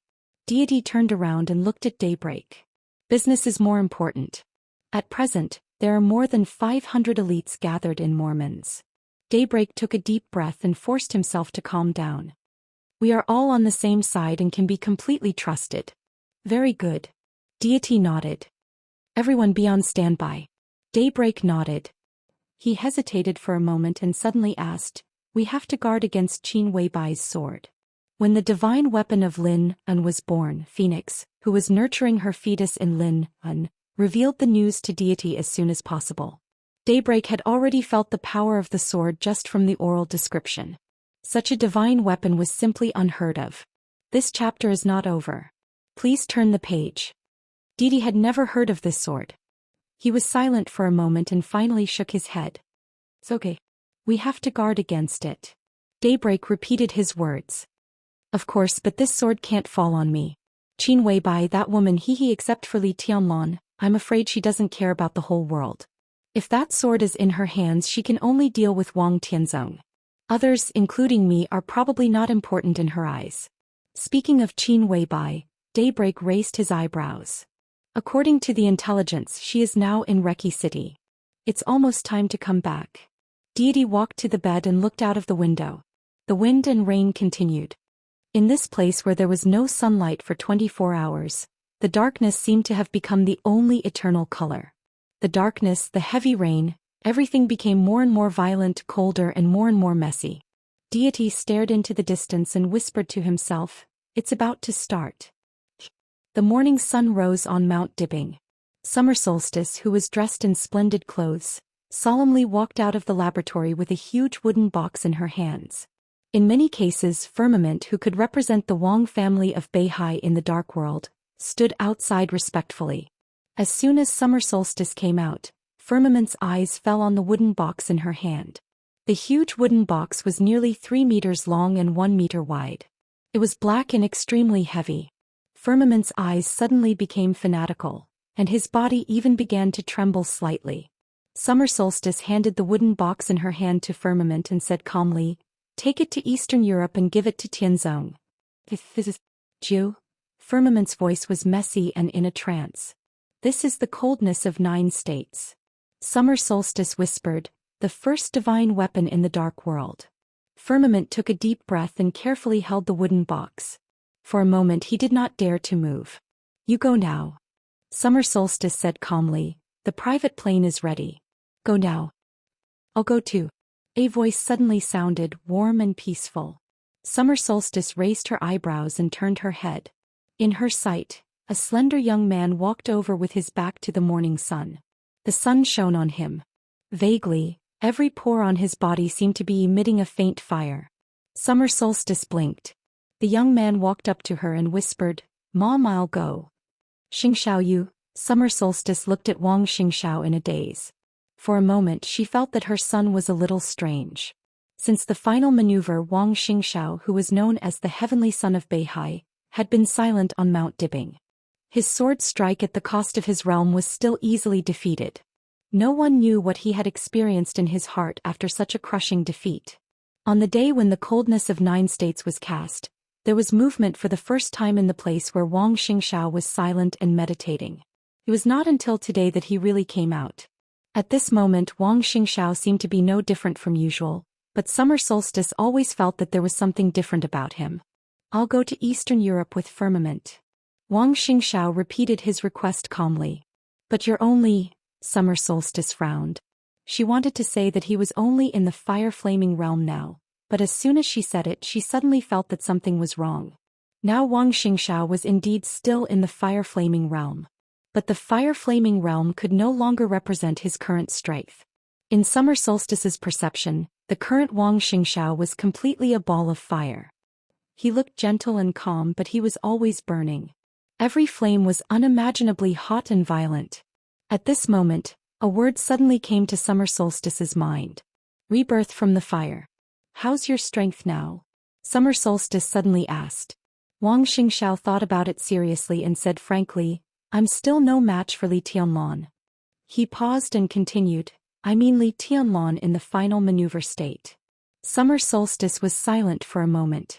It was not long before the first day of the final maneuver. But now Li Tianlan was obviously stronger than he was at the beginning. You may not know yet. Summer Solstice whispered, during this time Jiang Shangyu kept breaking the realm overnight. Now he is a superior a half step to the invincible realm. Wang Xianxia raised his eyebrows and said, I knew he was not simple. He knew what his mother meant, so he thought about it and said, it's okay. Even if I can't beat him now, he can't beat me. He reached out his hand. A tiny flame appeared in his hand. The flame seemed weak, but it was beating very violently and endlessly. Summer Solstice's eyes lit up. That was the real emotion of amazement. Firmament's body tightened subconsciously. Looking at the flame in Wang Xianxiao's hand, his eyes were extremely solemn. Wang Xianxiao's tone was a little emotional and a little complicated. The 4 realms of martial arts have delayed me for many years. It's good that you can figure it out. Summer Solstice smiled. At this moment, it seemed that even the rising sun had dimmed a little. She took a step forward, tidied her son's collar and whispered, Go ahead. Be careful. Wang Xianxia nodded, hugged Summer Solstice gently and turned around. Firmament handed the huge wooden box in his hand to Wang Xianxia. Wang Xianxia took it. The huge wooden box shook slightly with a happy emotion. Wang Xianxia and Firmament went straight down the mountain and rushed to the airport at the foot of the mountain. There, the silver-gray special plane with the medal of Firmament and sea engraved on the fuselage was ready. They would go directly to Eastern Europe. The whole of Eastern Europe, Wang Tianzong, and the whole dark world. Everyone was waiting for this sword. Summer Solstice turned and walked to her residence. Among her favorite flowers and plants, there was a crystal-clear jade Guanyin statue. Summer Solstice knelt in front of Guanyin, put her palms together and looked extremely pious. She closed her eyes and whispered, It's about to start. Reki City, the office of the president. Countless elites of the Snowdance Corps quietly surrounded the area of hundreds of meters around Wang Tianzong. Tribulation stood in front of the office of the president, his eyes focused. Cool breeze and drifting cloud. Phantom yin and yang. Li Zhonghu, Li Wangxing, Hua Qingfeng, high-level officials appeared behind Tribulation one by one. Everyone was looking at the room in the ruins.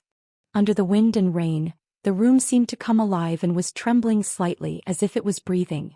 The sword intent all over the sky whistled in the room every time it trembled, sweeping through the night and driving the wind. The raindrops were completely torn apart by the sword intent. The tiny water droplets did not fall, but hung in the sky with the sword intent. There were more and more broken raindrops, and the water droplets were densely suspended in every corner of the office of the president. The room was still trembling slightly. In everyone's sight, the room was becoming more and more blurred and distant. No one could see the room anymore. No one could see Wang Tianzong either. In the blurry world there seemed to be something. This chapter is not over. Please turn the page. Something was happening.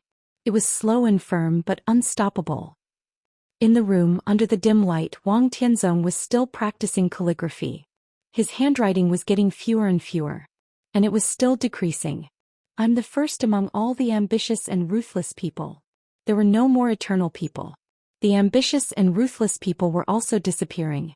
The handwriting finally had no you and me. Only the first one was left. Wang Tianzong's movements became more and more natural.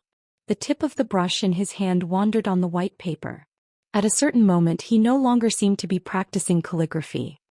He seemed to have no strength at all and was as light as a feather. Only the brush, which seemed to be able to tear the whole world, was still wandering, driving his whole body and will. Sublimation. Upward. And to the peak again. In the increasingly blurred scene, an elite of the Snowdance Corps who was guarding the outermost periphery of the square walked in. He held a letter in his hand. He handed the envelope to the low-level officer above him. The low-level officer handed it to the middle-level officer, and the middle-level officer handed it to the high-level officer. The letter finally fell into the hands of Cool Breeze. Cool Breeze held the letter and an ominous premonition suddenly surged up. His palm trembled subconsciously. He was not the recipient of the letter. The recipient of the letter was Tribulation. He hesitated and exchanged a look with Drifting Cloud. What's wrong? Tribulation's hoarse voice sounded. He turned his head. Cool Breeze subconsciously shrank his palm, then said with a wry smile, "Nothing." Tribulation's eyes fell on the letter in Cool Breeze's hand. "For me?" Tribulation asked. Cool Breeze's face darkened, and the ominous premonition in his heart grew stronger and stronger. "Give it to me." Tribulation stretched out his hand. "Your Highness." Cool Breeze opened his mouth. "Give it to me." Tribulation repeated. Cool Breeze gritted his teeth and handed the envelope in his hand to Tribulation. Tribulation looked at the envelope, narrowed his eyes and opened it casually. In the wind and rain, a photo was pulled out of the envelope by Tribulation. Cool Breeze and Drifting Cloud looked a little confused. It was a woman in the photo. She was dressed in a white dress and had a delicate body. This was originally a woman who could be said to be devastatingly beautiful, but at this moment half of her face was swollen. A deep scar ran from her chin all the way to her back, completely destroying the beauty of her face and making her look incomparably hideous. Droplets of blood splattered on her white dress as she stared blankly in front of her. Desperate and helpless. Cool Breeze and Drifting Cloud didn't know this woman, nor did they know what this photo was trying to show. Tribulation lowered his head and looked at it quietly. His eyes were cold and calm, so deep that there wasn't the slightest fluctuation in them. But this photo seemed to carry an unattainable weight. It slipped from his hand and fell into the wind and rain. The back of the photo appeared in Tribulation's sight. It was a line of Chinese characters. It was crooked, but every stroke carried a strong sense of anger and domineering. "My glory is in Mormons. Heretic, come and die." Heretic. There was only one force in the world that could use this word. The Vatican. And there was only one person in the whole Vatican who was qualified and confident to let Tribulation go and die. Saint War Angel Arceus. But why did the Vatican believe that Tribulation would pass just based on this photo? Cool Breeze and Drifting Cloud frowned. Almost at the same time, they thought of a message that no one in Sai City mentioned but everyone had heard of. White dress. White dress. Holy Virgin Angel. Cool Breeze and Drifting Cloud's expressions changed. "Your Highness." Cool Breeze called tentatively. Tribulation didn't speak or move. He kept his head down and looked at the photo in the rain. His aura was disappearing.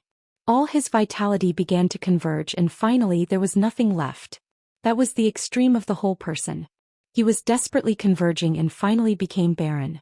Cool Breeze subconsciously reached out and touched Tribulation. Your Highness. He didn't finish his words. His palm passed through Tribulation's chest. Tribulation's figure began to twist and shake. He didn't know when it stopped where he was, but a shadow. Cool Breeze, whose face changed dramatically, was about to turn around. In the room, Wang Tianzong's stroke fell again. There was only one word. But one word was like a sword. In an instant, the hazy and violent sword energy broke through the room. A circular ripple swept across the whole square in the most fierce and arrogant manner, and finally went straight into the night sky. The vast and endless sword energy was like a dragon, surging like a tide. The hazy and clear sword light was endless, and it directly broke the whole sky. Wherever his vision passed, the entire sky was shattering, and black ripples appeared one after another in the transparent space. The messy rainwater seemed to fall from countless worlds, but it was shattered by the sword intent, turning into ice crystals one after another. There were more and more ice crystals. From top to bottom they spread out in all directions and covered the whole square in an instant. With Wang Tianzong's room as the center, countless ice crystals with sword intent continued to spread out. Cool Breeze kept turning around and froze in place. Drifting Cloud stretched out his palm and froze. Li Zhonghu raised his head in confusion. Hua Qingfeng was frowning. The yin and yang phantom seemed to want to take a step. Tribulation's shadow was twisting. Froze. All froze. Tens of thousands of people, the whole square and the whole Snowdance core were completely frozen in an instant. In other words, they were directly imprisoned in place by the unimaginable majestic sword energy. The whole square was dead silent in an instant. Everyone kept the posture of that moment, motionless. Only the sword intent was still whistling between heaven and earth and kept spinning. In the room, Wang Tianzong raised his head and looked to the south. His sight seemed to cross Eastern Europe's snow country, the vast Beihai, and fell on Mount Dibing. The sun was rising there. The flowers were blooming there. As the breeze passed, the birds were singing and the flowers were fragrant. There were mountains and rivers, laughter, and people lived and worked in peace and contentment. The Wang family of Beihai had lived for hundreds of years because of the glory and brilliance brought by being invincible in the world. But now, at this moment, this night, the new glory was right under his feet. Wang Tianzong looked in that direction. His eyes were full of undisguised attachment and love, so heavy and affectionate. He would sweep through this era. Then he would return there and continue to rush to the highest peak with the Wang family of Beihai. He would go back. He must go back. Wang Tianzong clenched his fists. He looked at the island and the mountain in Beihai and whispered, "Wait for me." End of this chapter. Bookmark for easier reading.